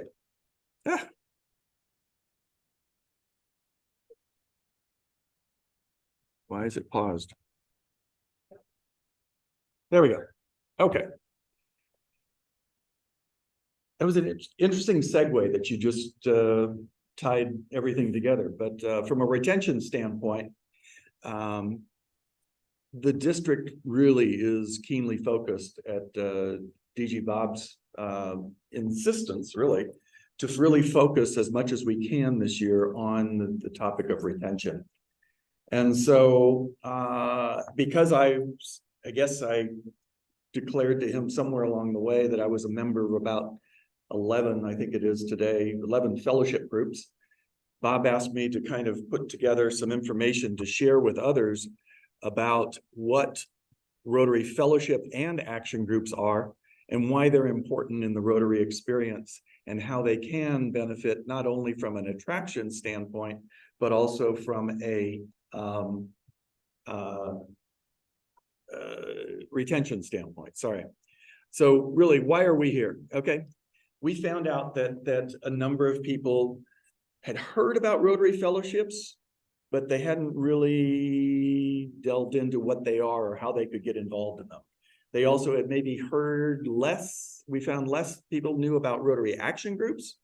And so it was a matter of trying to break that down for people. And so one of the things that was most confusing is people don't understand that this is something that's in addition to your home club membership. It's not a replacement. It's just an addition. It's an additional layer that you can participate and get something more out of Rotary. We believe from a retention standpoint that your participation in fellowship groups and action groups could actually increase that stickiness factor that marketers talk about. When you attract a person to a particular website, the whole concept from the marketer is how long are we going to keep you there? Because keeping you there increases the chances of your making a purchase or increasing their advertising revenue. So we're thinking about stickiness in the Rotary world, and this is perhaps one of those ways that we're going to show you. We all have our own clubs. We all love our own clubs. Otherwise, we wouldn't be in our own clubs. But fellowship groups and action groups are another way to connect with people much more so on a global level rather than on just an immediate local level, because they are global in focus. They don't have geographic affinities like our clubs do. By that, I mean, we are all attracted to participate in our club because we either live in that community or we work in that community or we have some reason for being in that community. And so that's how our clubs are focused.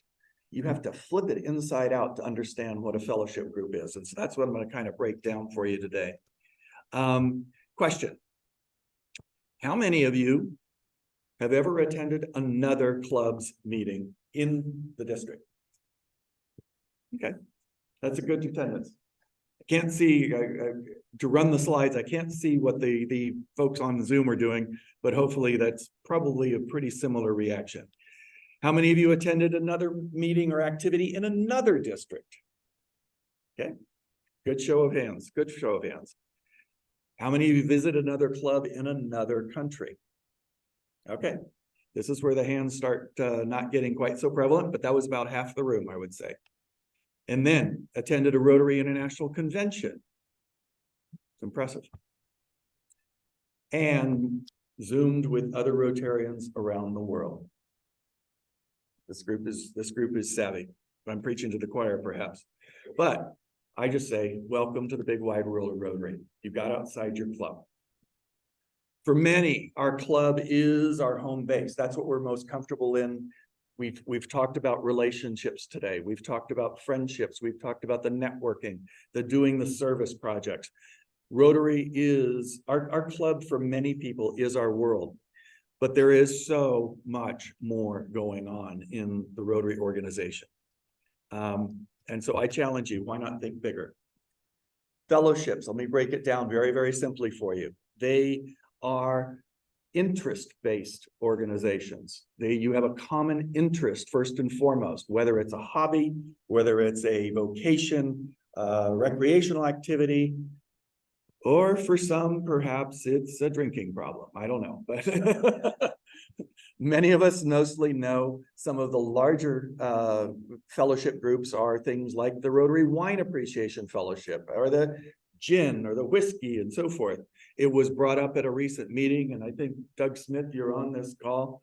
It was brought up at a recent meeting in Temple South that we don't have a vodka fellowship, but I offered to show you, and I will show you how you can actually start one here in this little short presentation.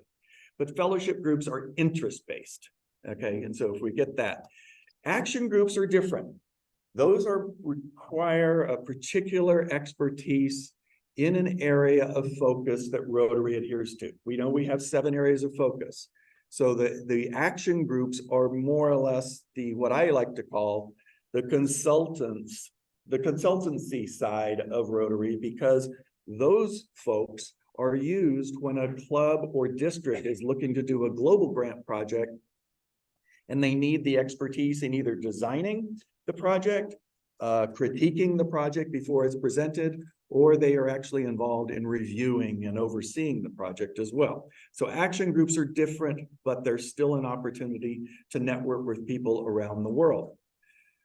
Rotary Fellowship started back in 1928, and that was only because several Rotarians had an interest in a language called, I think it was Esperanto. It's a language that since has died out, so that doesn't speak well for the Rotary Fellowship organization, but nevertheless, they got together because they had a common interest. They wanted to practice that language. It was many different clubs, actually many different countries, and they lasted for a while. But the one that actually took hold the longest was back in 1947, and that was the Rotary Yachting Fellowship. And what they ended up doing was at a particular event that were Rotarians around from a large number of countries as well, they put these Rotary flags on their masts, and boom, that became the Rotary Yachting Fellowship. It is now the longest continuously running fellowship in Rotary today. And that means there are over 100 of them, so they've outlasted pretty much everybody. Many of you know Rotary Fellowships because of the pins that they have, and they're representative of their groups. Rotary Fellowships have, I'll point to the top left over there. That's the Brew Fellowship, B-R-E-W. It's not just about, it is just about beer, but it stands for Beers Rotarians Enjoy Worldwide. Okay, that's the Brew Fellowship. The next one is the Cycling Fellowship. It's fairly self-explanatory. They're also very involved in a fundraiser that it happens down in Tucson every year, the Tour de Tucson. We have the Air and Space Fellowship, the LGBT Fellowship, the Classic Car Fellowship, for example.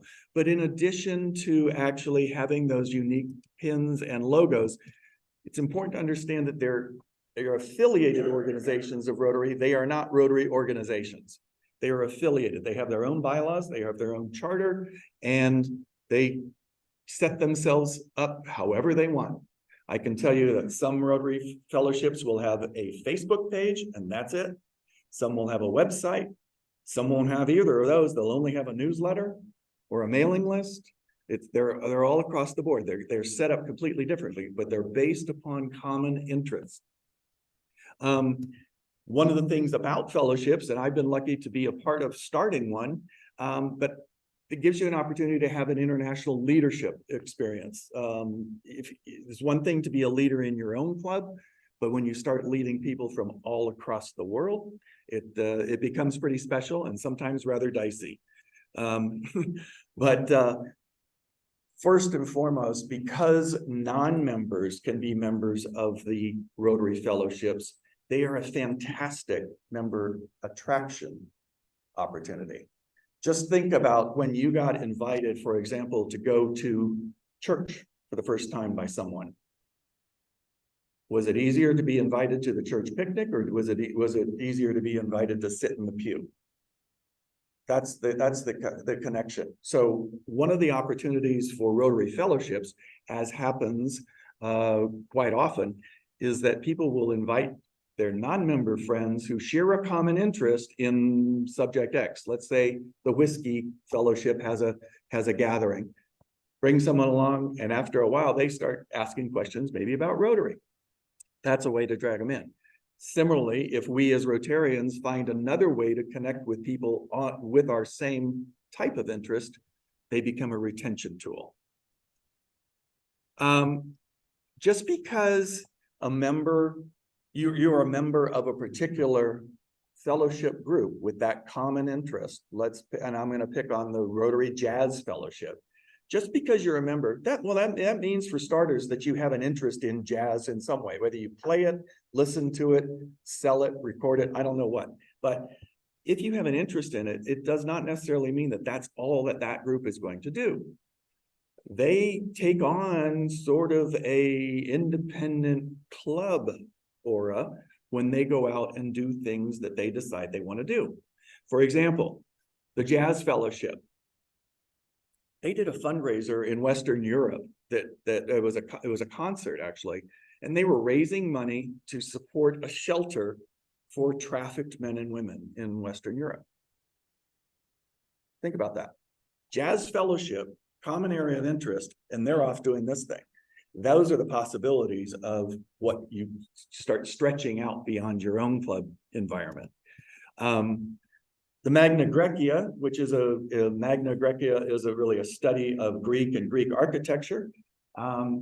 They do all kinds of visits, both in person and also via Zoom, to tour facilities, artifacts, monuments in Greece. I actually sat in one about 3 years ago.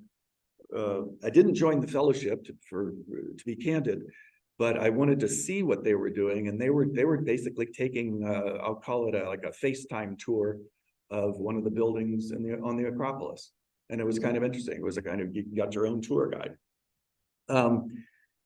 My most favorite is the Rotary Wine Appreciation Fellowship, and in particular during conventions, they do some pretty top-notch wine appreciation tours at dinners, touring vineyards near the convention location. But then also the organizer of that sends out a quarterly newsletter that I cherish, because what they do is they educate you about various wines, particularly during the holidays. They talk about wine pairings, things that go well with your turkey or your ham or your whatever. And I learn a lot. I learn a lot in the off season for the Wine Appreciation Fellowship. Some of those groups have local type organizations which fit into the broader international ones, but it's all over the board on what people have. It's kind of actually it's more readable here on this big screen in our room. But when I show this slide, typically it's kind of tough to read, but there's a list of over 100, I think it's 106 on screen Rotary fellowships. So you could see the type and the breadth of what they cover and what they address. Everything I've done so far as to highlight the ones that I'm a member of: the beer one, the camping one, gourmet cooking and hiking, wine. Travel and hosting is a really interesting one, because you can actually within that group, you can say, listen, I'm going to be traveling to Philadelphia in 2 weeks. Is there anybody that could actually maybe put me up for a night or two? It happens all the time. There's a lot of kind of the under the radar type travel and hosting that goes on in our fellowship group. Photography. There's some great stuff that goes on, and most of the members of the photography fellowship, they're the ones that you see once a year on the Rotary photo contest in Rotary magazine, if you pay attention to that. By the numbers, normally I do this as a quiz, but we're going to skip the quiz portion today for expediency. But this just gives you an idea. There's over 100 active Rotary fellowships. The average number of members in each of them is just under 500. Okay, so this is that large club experience all over the world. So simple math tells you there's about 50,000. But for you, even though you're not geographically located where they might actually have a meeting, or you don't go to a convention to attend one of their meetings, 2/3 of them, roughly, as of 2022, 2/3 of them are doing Zoom-based meetings. So you're able to attend once you get involved. By the way, I will point out on this slide, going back one, that the rotary.org/fellowships, that title of the slide is also the URL where you can find out information about each and every one of these, because what I've done is I've actually just printed. Those are all hyperlinks. On that page are hyperlinks to each and every one of them. You can choose to take a look, investigate them, and even join them if you wanted. But that's the actual URL, rotary.org/fellowships. Starting a fellowship very simply. Once you have an idea, like Doug Smith's going to probably start the vodka fellowship, you need to have at least 25 potential members, and they need to come from at least 5 countries. There's some other paperwork that does need to be done, such as bylaws and so forth, but it's essentially, if you can pull it off, you can do it. I know there's one, for example, kicking in right now out of, I believe it's the Killeen Heights Club. They're creating a fellowship around Disney. So to be determined. There's about 3 or 4 others that are in the works at various different stages that I've learned of, but the Disney one is the one that's closest to home. Action groups. Action groups, as I said, they're professionally focused. They're used to lend their expertise in the creation, in the supervision, and inspection, really, of Rotary grants. Things like right now we have the Health Education and Wellness Fellowship, which is in the top left there. The Rotary Action Group for Peace, that's for the peace building initiatives. And then the largest one, actually, by number of members is WASH, Water and Sanitation and Hygiene. And when a Rotarian comes up to you and says, "Are you a member of WashRag?" Just take a second, pause, think about it. It's Water and Sanitation and Hygiene Rotary Action Group. It is a WashRag. They are a little bit different, but again, they're standalone, but they are reviewed and approved by the Rotary Board of Directors. So they're not totally independent, because these are so important in the success of our global grant projects. They're open to any member, any individual to join, Rotarian or not, but only Rotarians, Rotaractors, and Peace Fellows may be leaders of the organizations. And just to give you an idea of the type of involvement they have, 670 projects and $853,000 of things that they were involved in just in 2022. Here's a list of the actual action groups. And again, the title of the slide, rotary.org/action groups, is where you can learn more about these. The Water and Sanitation Hygiene, I happen to be a member of, even though I have no professional experience in it, but I just have a passionate and interest in that, and was involved in 2 global grant projects previously. And the reason that I've highlighted, more so for DG Bob, who's on this call, the Mental Health Initiative Action Group, that's the one that we are hearing about, and he is sharing the news about the things that we're attempting to do worldwide on combating mental illness. And for our Rotary International President's Initiative. And so I highlighted that. The groups by the numbers, there's really only a handful of them. They were started in 2005. We have 27 of them with about 1,000 members, just under 1,000 members each. But the most interesting statistic to me on this was that there's roughly 43 members on average in each of these action groups. So you're getting a wide cross-section of the world participating in these issues. Starting a group, I'm not going to go through all of this, but basically it's 50 members who want to start something up. If you can find a topic that is aligned with one of the 7 areas of focus from Rotary International, go for it. But you need 50 members. You need the same 5 countries, but they have to be in 3 zones. They're really spreading this out geographically. And it's a much more stringent application process, which does actually get approved by the Rotary Board of Directors. This is the thing that brings it all home, because as I mentioned, for action groups and fellowship groups, these are all independently run and independently managed groups. Rotary doesn't track any of this information. And quite honestly, my experience has quickly shown that many of the groups themselves don't really have a handle on who their members are or where they come from. For example, I asked one of the fellowships that I'm a member of, can you tell me anybody else in District 5870 that is a member of the group? Could not, okay? So, Governor Bob asked me, as part of this process, to see if we could create an entirely voluntary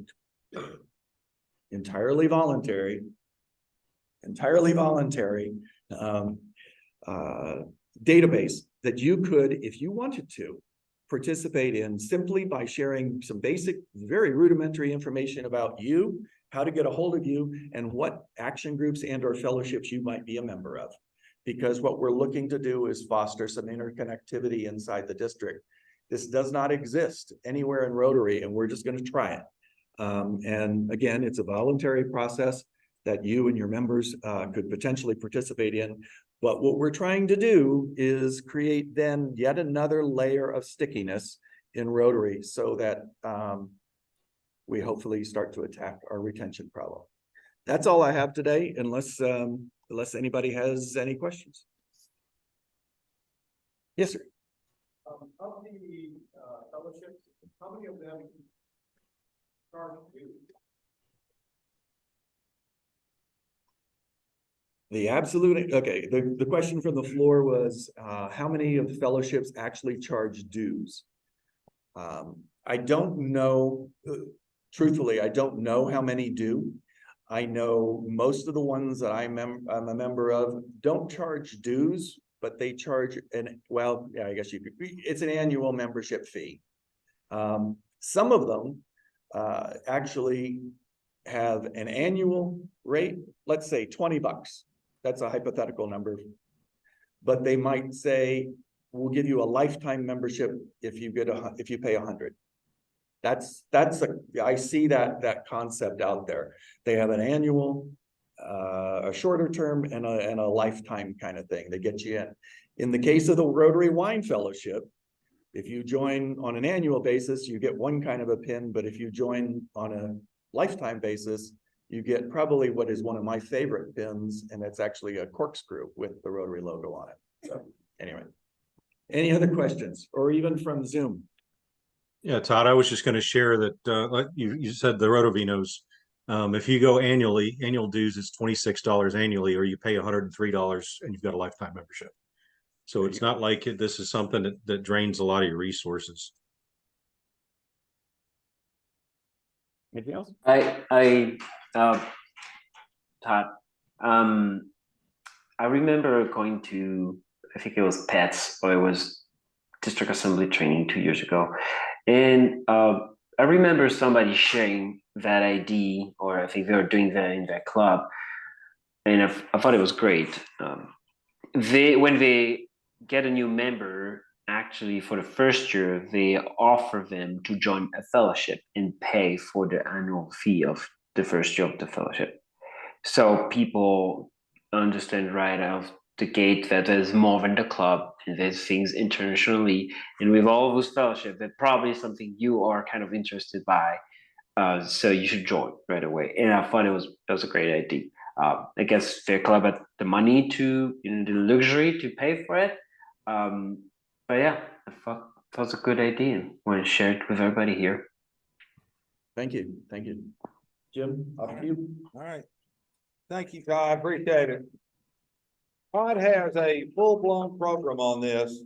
If any of your clubs are looking for a guest speaker that you need to have a program for, give Todd a shout, and I think he'd be happy to come and make a full-blown presentation to your club. So thank you, Todd, for sharing this part of it. The next thing we're going to talk about is, once we can get, there you go, get rid of Todd. Are you back? You're good. Also has to do a little bit with membership retention. One of the things that will help retain members, we think, is if you give them a job. Give them something to do. And one of the something to do's that they may be interested in is becoming a part of your club leadership. whether that is an officer, a committee chair, or heaven forbid, even become a president of your Rotary Club. But to do that, maybe you need to learn some skills and some things to do. Rotary can help you with that for interested members in your club that are interested in advancing their own careers and advancing their career in Rotary. So we're gonna have past District Governor Diane Edwards is running our Zoom, but she's also got multitask. She's going to give us a little presentation on the Rotary Leadership Institute. Before Diane starts, full disclosure, we're probably gonna go a little past noon. You've had some great input, some great ideas, some great back and forth, great questions. So we may be about 15, 20 minutes late. If anybody needs to go, go. Understand, lots going on Saturdays. A couple of football games I think that people may be interested in. But so if you gotta go, go. But we're gonna go until we finish, so we may be just a little bit late. But Diane, if you wanna take it away on the Rotary Leadership Institute. Okay, I had to get unmuted before I could get started. And I apologize, folks, you're going to be seeing my slides lined up on the left, as well as the slides that are presented in full view, because that is the difficulty with being a remote user, as I am this morning. I want to welcome everybody to think seriously about the Rotary Leadership Institute, which is a program that has been in existence for a while, but we have had a lot of experience throughout Texas in the 8 members of the Rotary Leadership Institute for the Lone Star Division that I want to talk about today. Our own District 5870 has been involved in a membership to the Lone Star Division of RLI, and we are gaining our plans and moving forward to implement this so it will be available to Rotarians in our District 5870, both in person and through a virtual offering that the division presents periodically.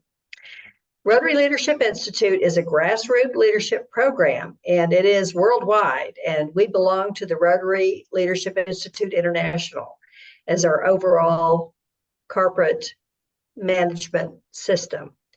I want to emphasize that this is not an official program of Rotary International, although many of the Rotary International leaders at as high as the director level have been graduates and are graduates of the RLI program and fully endorse this is a leadership program that is valuable for the growth and the development of good Rotarians with good knowledge of the system within which we operate, and also to strengthen leadership skills.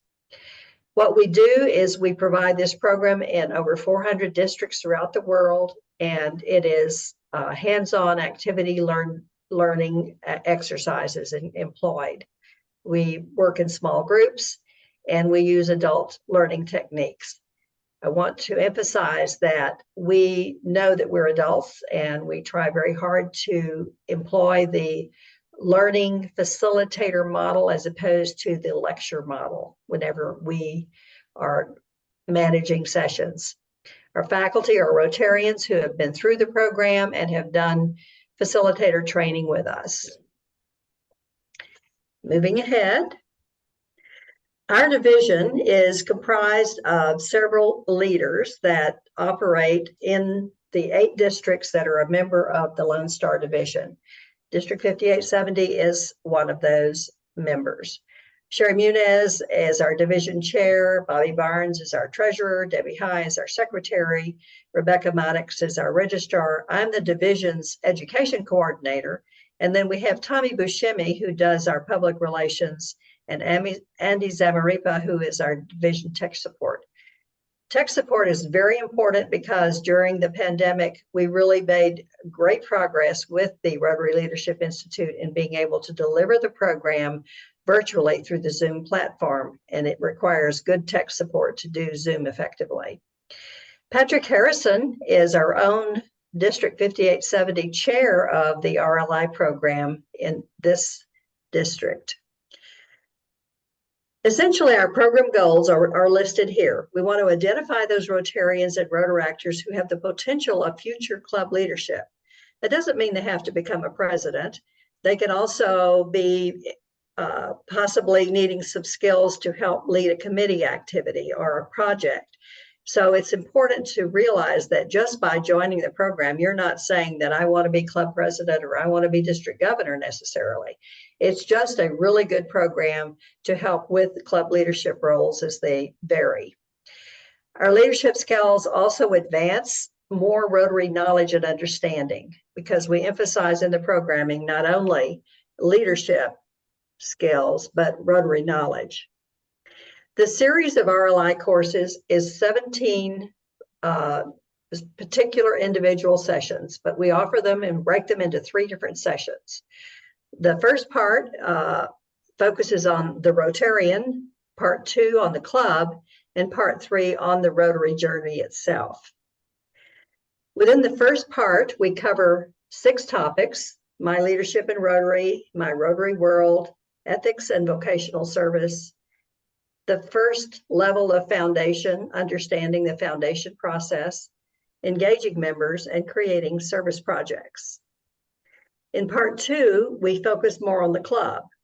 We talk about Rotary opportunities, effective leadership strategies, attracting members, club communication, team building, and foundation 2, a next level where we go into targeted service. And then in part 3, we wrap up the learning experience with an extended session on strategic planning, foundation 3, which really goes into the international, the global perspective of Rotary's humanitarian service, public image, public relations, building a stronger club, and making a difference. Here are some quotes from our own District 5870 current district governor, immediate past district governor, and the district governor that preceded Shannon. I won't read them, but suffice it to say that our leadership in this district is very supportive of this program.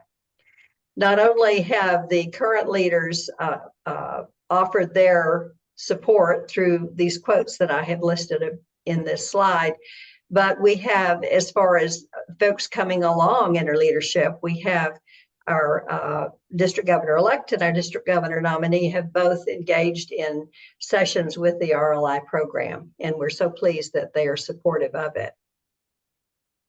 Our resources for District 5870 would be Patrick Harrison, who is the official District 5870 chair, and I am the division's education coordinator, but because I reside and live in District 5870, I'm always available to help answer any questions that you may have. So from a club perspective, if you are interested in the Rotary Leadership Institute, discuss this with me. There may be an option where we can do a class just for your club. We can also do classes where we can put together folks from multiple clubs and an on-site central location. We also have virtual offerings that we periodically advertise and invite people from all of our participating districts throughout the Lone Star State to participate together. And that's often very nice because you get a perspective of Rotary as it exists in other parts of the Rotary world that we live in. So this is the website, lonestarrli.com. On it, you'll find several tabs that will give you information about current events, calendars of when Rotary Leadership Institute classes are being offered, not only here, but virtually, as well as in the other districts that surround us. You're always welcome to attend a RLI event in another district. It doesn't have to be district bound. It also answers several general questions that you may want to explore. So with that, I want to stop sharing and entertain any questions anybody may have.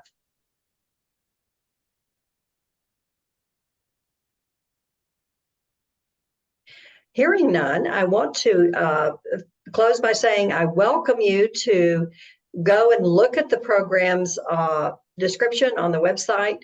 Contact me in person if you would like more information.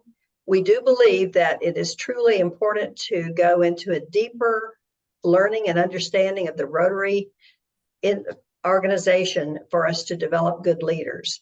And we would also invite any of you that have an interest in going through the program to consider being a learning facilitator for the program as we continue to grow it. Okay, thank you, Jim. Thank you, Diane. This is a wonderful program for any of you, or if you know of anybody in your clubs that wants to take on a leadership role. It's a great thing to get started and everything. What? Huh? I don't think it's on. Oh, it is. Huh? You point at your mouth. Okay. Is that better? Oh, okay, sorry. Again, if you've got people in your club, or if you want to think about taking on a leadership role, this is a great way to do it. So thank you so much, Diane, for sharing with us. You know, another thing regarding retention, we all like to be recognized for the good things that we've done for Rotary. We don't do it for that reason, but it's always nice. I want you to be on the lookout for, as most of you know, each month we do a monthly membership moment that talks about various things related to membership. This week, I say this affectionately, my cousin Rod, he's not really my cousin, but Rod Henry, raise your hand, is going to publish an article on something that he has created in his Rotary Club, a new type of award. Read that thing. It is a wonderful new type of award, a wonderful new type of recognition for Rotarians within your club. So if some of you take a look at it, I'm sure Rod would be happy to talk to you about it. He's going to make a presentation about that at a later date, but it's a good way to recognize your existing members for their contributions to Rotary. So that's going to be up on the district website next week. So look for our monthly membership moment up there. All right, our last presenter is the most energetic presenter we've ever had. Before she got here, she was running a marathon, I think, earlier this month. Anyway, you've seen her exercising over there. She cannot stay still. But Casey Knoll is the immediate past president from the Rotary Club of Pflugerville, and she's going to talk to you about how can you make your club experience fun so that people really want to come to your club meetings, whether they're every week or every other week. So Casey, take it away. Good morning, thank you. So first and foremost, one of the really great things about being the final presenter that I can sleep in a little longer than y'all did. But one of the not really great things is that all the things you had planned in your head to say have already been said, right? So I'm going to pivot a little bit, and you don't know what was in my head, but so technically you don't know that I'm pivoting right now, but I'm going to be honest. And I'm going to make you guys do some fun stuff with me. Those of you on Zoom, you can participate as well. I'll share with that in a minute. But it's like people with one seat at a table. I don't like that. I don't like that at all. I don't like when you're by yourself in a place where we should be a group. Does that make sense? So y'all have to get up, and there cannot be a table that does not have all 6 chairs filled. So those of you sitting in the back, you've got to participate. Jim, you're in this too. So y'all get up, move, get up, move, get up, move. If there was music, we'd be playing it. La la la la la la la. I'm a terrible singer. I'm actually pretty good at rapping.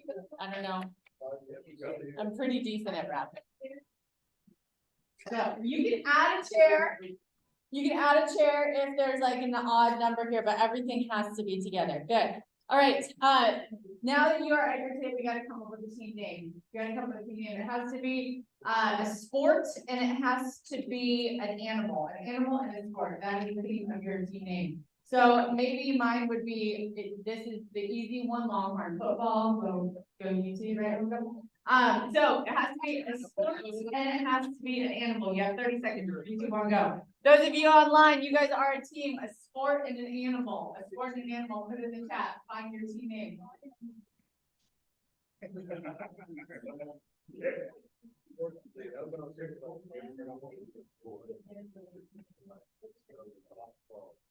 I kind of like that. You have 5? You have Wait, 4? we're just dropping an animal in the sport that describe us? Yeah, put it, no, you just have a team name, Cyril, so in the chat, you guys all virtually are a team, so you have to have a team name. Animal and sport is the theme that I'm giving you, so you have to make a team name based on that. Oh, okay, okay. All right, let's see. Bunnies. Bunnies. Oh my gosh. Could you imagine if people were like this trying to get to the ball in the end zone? Like that would be the best touchdown sequence ever. All right, what about y'all? We're the pickleball rattlers. Pickleball rattlers. Oh, I could get a little rattled. I could get pretty aggressive on that game. Online elephant ballers. Oh, I like that one. Elephant ballers. Who came up with that? All right, final one is scuba frogs. The scuba frogs. That has the Coleman's written all over it for sure. All right, so one of the things that engages groups is being a part of a team, right? So you guys saw me talk at our district conference about the importance of team names, right? You have a team name. We have a team name right now, Rotary Club of Pflugerville. And you'll notice that our team even has jerseys. 3 of us are wearing them right now. So one of the things that connects people most is the ability to have some sort of congruity. I don't know if that's the word, I made it up, but something that brings you guys together, right? A team. So if you're bringing people into your club, they need to know that they're a part of this team. So one of the things that we do is we give them a team shirt, right? So they have the jersey, they're already wearing the jersey. The branding committee, AKA me, really loves that as well.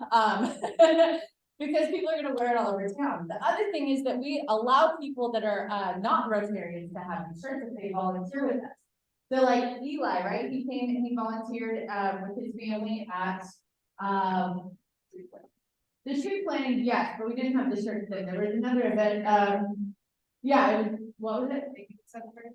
I think it was cemetery party. We had the shirts then. But we gave out shirts to any volunteer that came.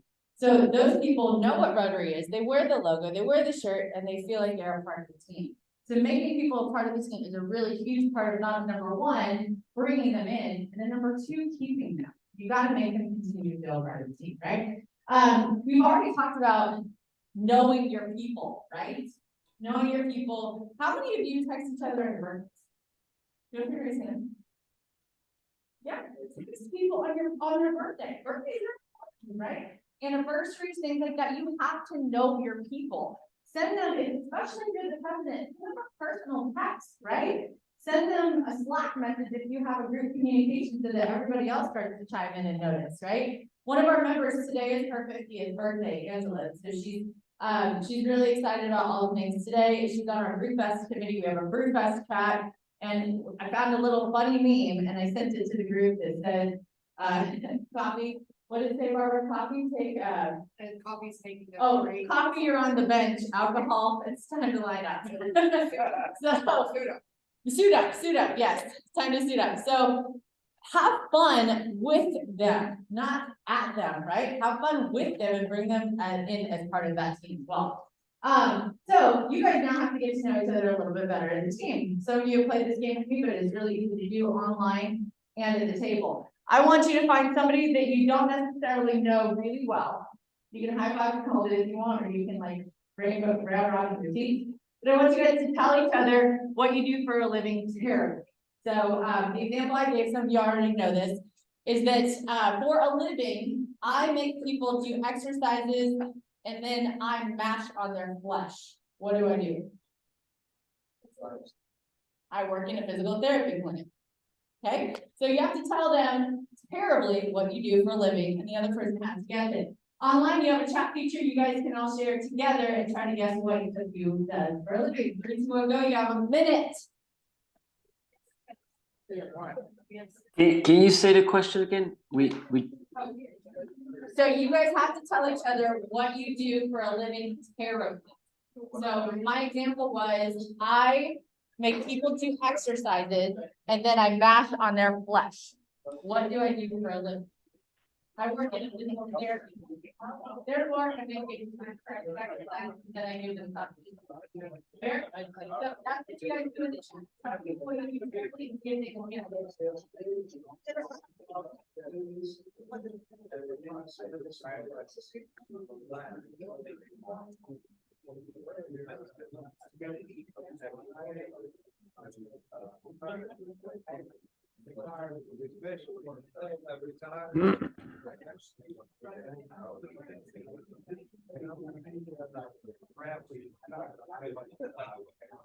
Very exciting.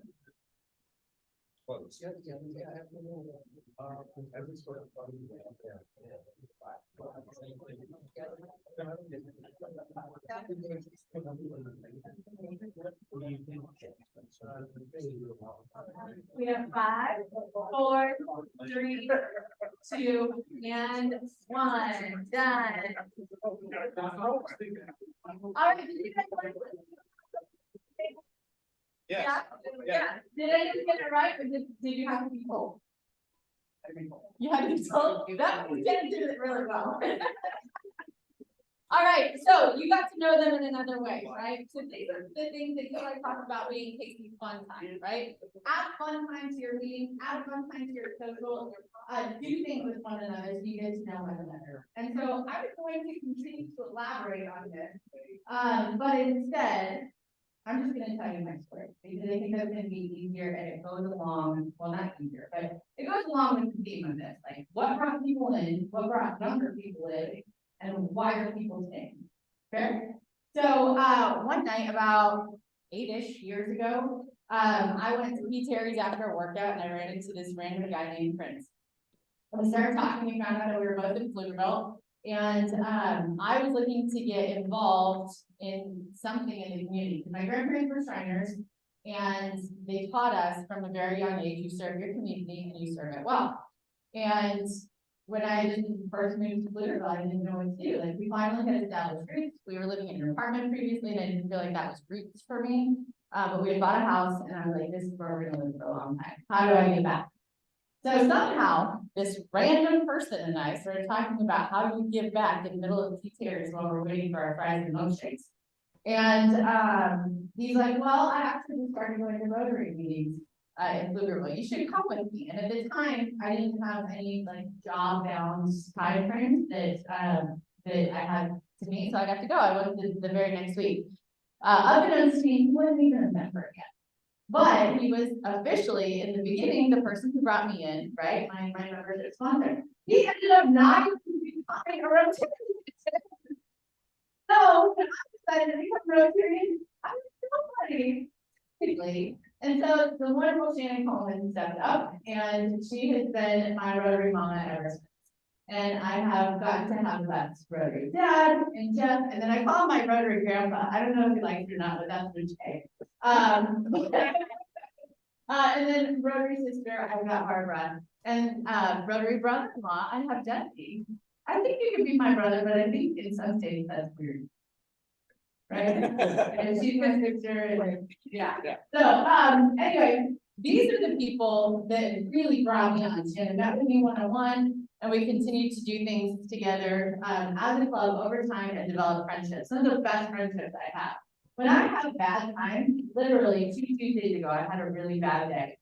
And I walked into a meeting that I had, these 4 were in the room, and immediately I started crying. And I'm able to tell them everything that happened. And I don't often feel like I have that connection with people. And I have it with the 4 people in this room. And so Rotary is so much more than just the opportunity to give back and serve your community. Also the opportunity to give back and serve other people that you love, that you met in this room today, right? Or your clubs as well. So that's what brought me in. What keeps me here? Jeff actually sent me a text today, and he asked me essentially, if certain people weren't in your life, were in the club, would you still be here? And the answer is 100% yes. Like, meaning if those people were gone, I probably wouldn't be a Rotarian. And oh, okay, sorry. I didn't know there was a speaker up here. And the answer is yes. If Shannon and Jeff and Barbara and Jesse were not Rotarians today, I don't think I'd be a Rotarian. Right? And that's because they're the people that inspire me. They're the people that make me want to do more. They're the people that make me want to go to meetings. They're the people that make me want to do things outside of my normal waking hours. And that I will commit to doing things after my bedtime with.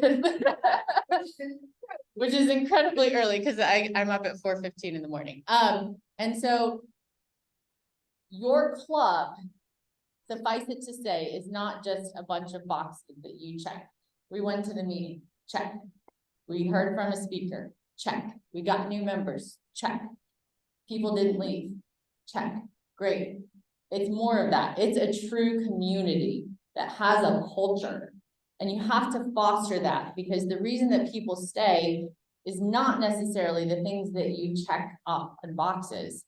They are the people and the relationships that you need between. They're the opportunity to create sticky memories, tearing down a fence in a cemetery on a Friday morning. They're the opportunity to create sticky memories, serving beer to a few thousand people in your community to raise money for college scholarships. That's literally sticky memory, by the way. They are also the times outside of that when you create socials for people to go to, where you have a meal together that isn't involved with the speaker. It's involved in conversation. There are the opportunities in your club where you tell people to get out of their assigned quote unquote seats and go fill another table up, right? That's how you create culture. That's how you create sticky memories. But the biggest part of creating those sticky memories is the fact that people want to be with people that they care about and love, right? How many of you have family members that you don't even spend time with? Because to be honest, you don't really care about them. You might be forced to love them. We could all at least put a few of those in our head. But there are people that are Rotarians in this room that you would probably do more for than those family members, right? Because they're the family you've created. And so I'm going to close by this. I came into Rotary because a stranger told me to come. I continue to stay in Rotary because of the family that I got blessed to be a part of. And I really hope that you're doing that for your clubs as well. All right. And also get up out of your seats and do 5 jumping jacks. Like, that's for real. For real. Like, get up, guys. 1, 2, 3, 4, 5. Good. All right. Thank you, guys.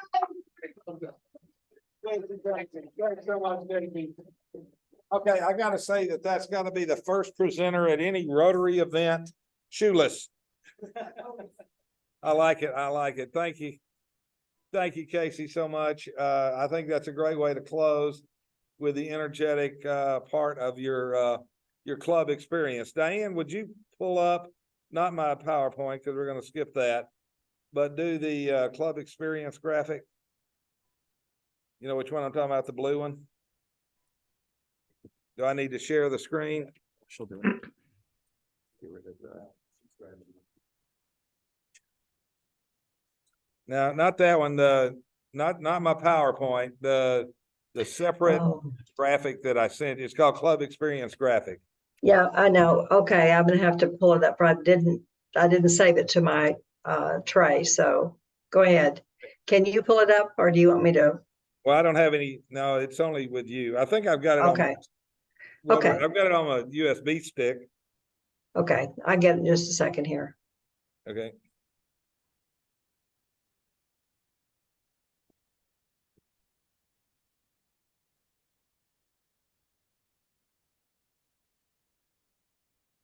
What I'm going to show you is something that Rotary came out with that I think really follows what we've been talking about here today.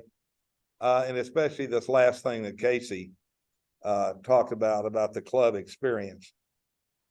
So if I need to get it on my thumb drive, I can. I'm getting it, Jim. Okay. All I have to do is share it now. All right. And I'm going to try to put a copy of this on our district website so that people can have it once we get it up.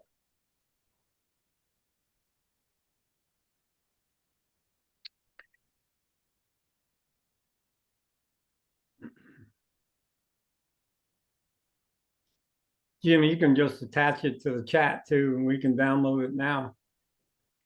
Maybe that's what I need to do since I'm having trouble with the share here, since it wasn't already Can I put it on the computer here?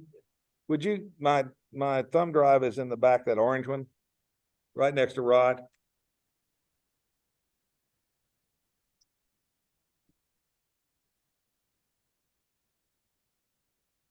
You gotta show me where it goes.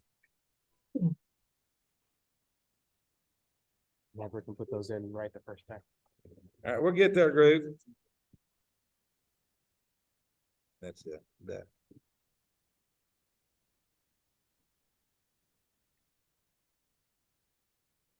It is, That's membership no, seminar. no 99? membership, let's see, club enrichment graphic, Here we go. right there.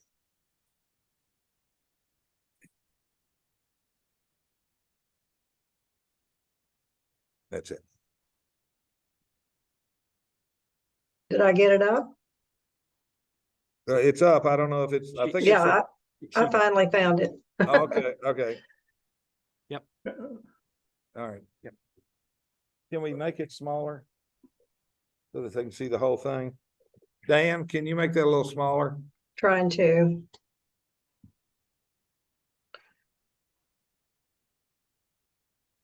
You ought to be at the very bottom of the frame. You want to have, you know, the ability to change sizes. Yeah, there you go. That works.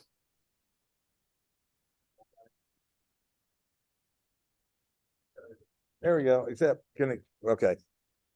We're cutting off the top part, but that's okay. The top part says club experience matters the most. Recent Rotary research confirms, there we go, that the single most important factor in member satisfaction is the club experience.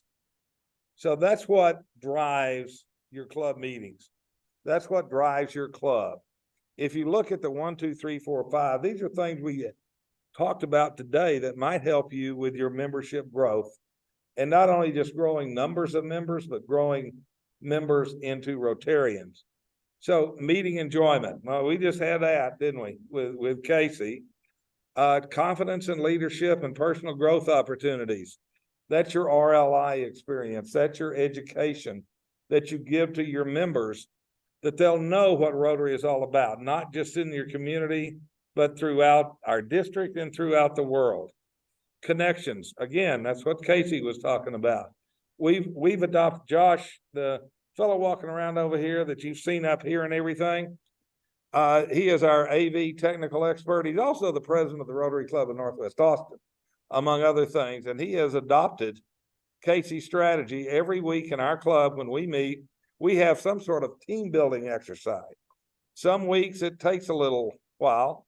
Some weeks it's a 5-minute thing, but it is getting people together at a table and learning about your fellow relationships. Building, or fellow members, building relationships is the key. Meaningful service, how many projects can we do? What does that have to do? And how will people come to your meetings because of that?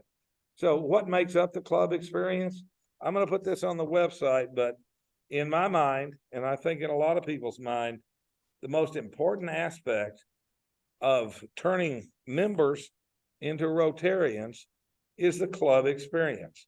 Whether it's at monthly meetings, whether it's at socials, we keep hearing about engaging your members. Well, this is one way to do it. So before we leave, we're almost done. Before we leave, I want to, you don't have to comment now, but as I said when we started this thing, this is a little different format than what you may be used to at seminars. I need some input from y'all that are here and all you folks on Zoom. If you like this way of doing it, now we could probably make it better. There's some tweaking and things like that. But if you like this type of format where you have input from your fellow club members of real life on the ground situations and possible solutions, or if you like a normal, like what we used to do in membership seminars where we kind of just talk, and it's not bad. No, we try to give you tips. We try to give you hints as we go along, but which of these formats do you like the best? Because that will drive, you know, if Doug still wants me, I got one more year of this. And then we'll have a new membership chair when Todd comes in as governor, but we want to see if this is the type of format we want to continue or do something a little different. We will continue our monthly membership moment, which is our monthly presentation of articles on the district website, which I know a few of you read because I get comments on it, so that's real nice. And that'll have your membership tips and things like that. So just let me know about the format, whether you like this or not. Before we go, I'm going to leave you with one question. Is Rotary, some of you may have heard me say this, so don't tell the answer if you've heard me do this before. Is Rotary a service organization or a membership organization? How many of you think Rotary is a service organization? How many of you think Rotary is a membership organization? It's about half and half, which is normally, and it's both, you're right, Joe, but it's normally people say a service organization. I want to leave you with this one quote from past Rotary International President Barry Rassin, who was president of Rotary in 2018, 2019. We are a membership organization first. And if we want to be able to serve, if we want to succeed in our goals, we have to take care of our members first. What President Barry, I think, means by that is we can plan all the service projects that we want to plan. We can plan to do good throughout the world. We can plan to do jobs in our community. We can do a lot of planning.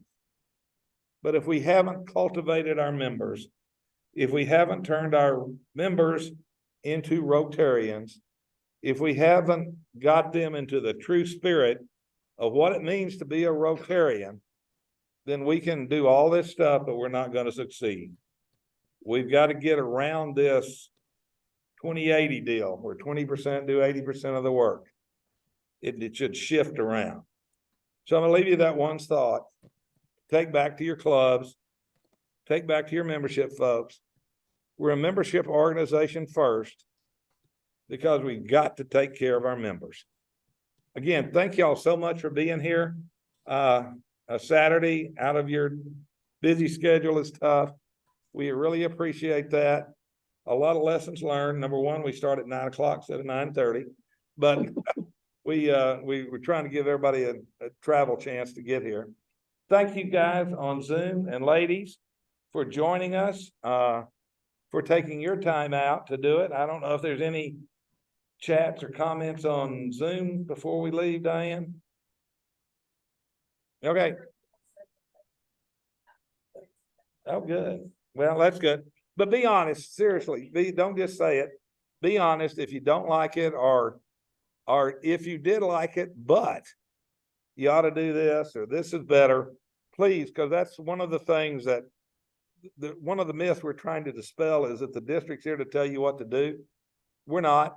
We're here to give you the support and the resources to do what you want to do, not what we think you want to do. So you tell us what you want to do as a club, and we'll try our best to give you all the resources and help that we can. So if you've got some comments in addition, I like it, but do this or that, then that's great. Again, thank you all. This is a great facility. Hopefully maybe we can use it for some other, from other district events. It's a good location. I appreciate. She's in the background. Evelyn Lee is the facilities manager of this establishment. So everybody have a safe trip home. Hook 'em horns, go Bears, gig 'em Aggies, guns up Raiders. Who am I missing? Go Frogs, go Central Florida. Oh my God, we've got all kinds of people here. Everybody have a good weekend. Thank y'all.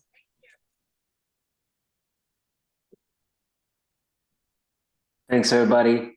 Take care. Thanks, Jim. Thank you, Zoom folks. Thank Thanks, you. Diane, for all your work. You're welcome. I do. I mean, Okay, Jim, are you ready for me to log off? I think so. I think we're done. Okay, Thank ending the meeting. Okay, bye-bye.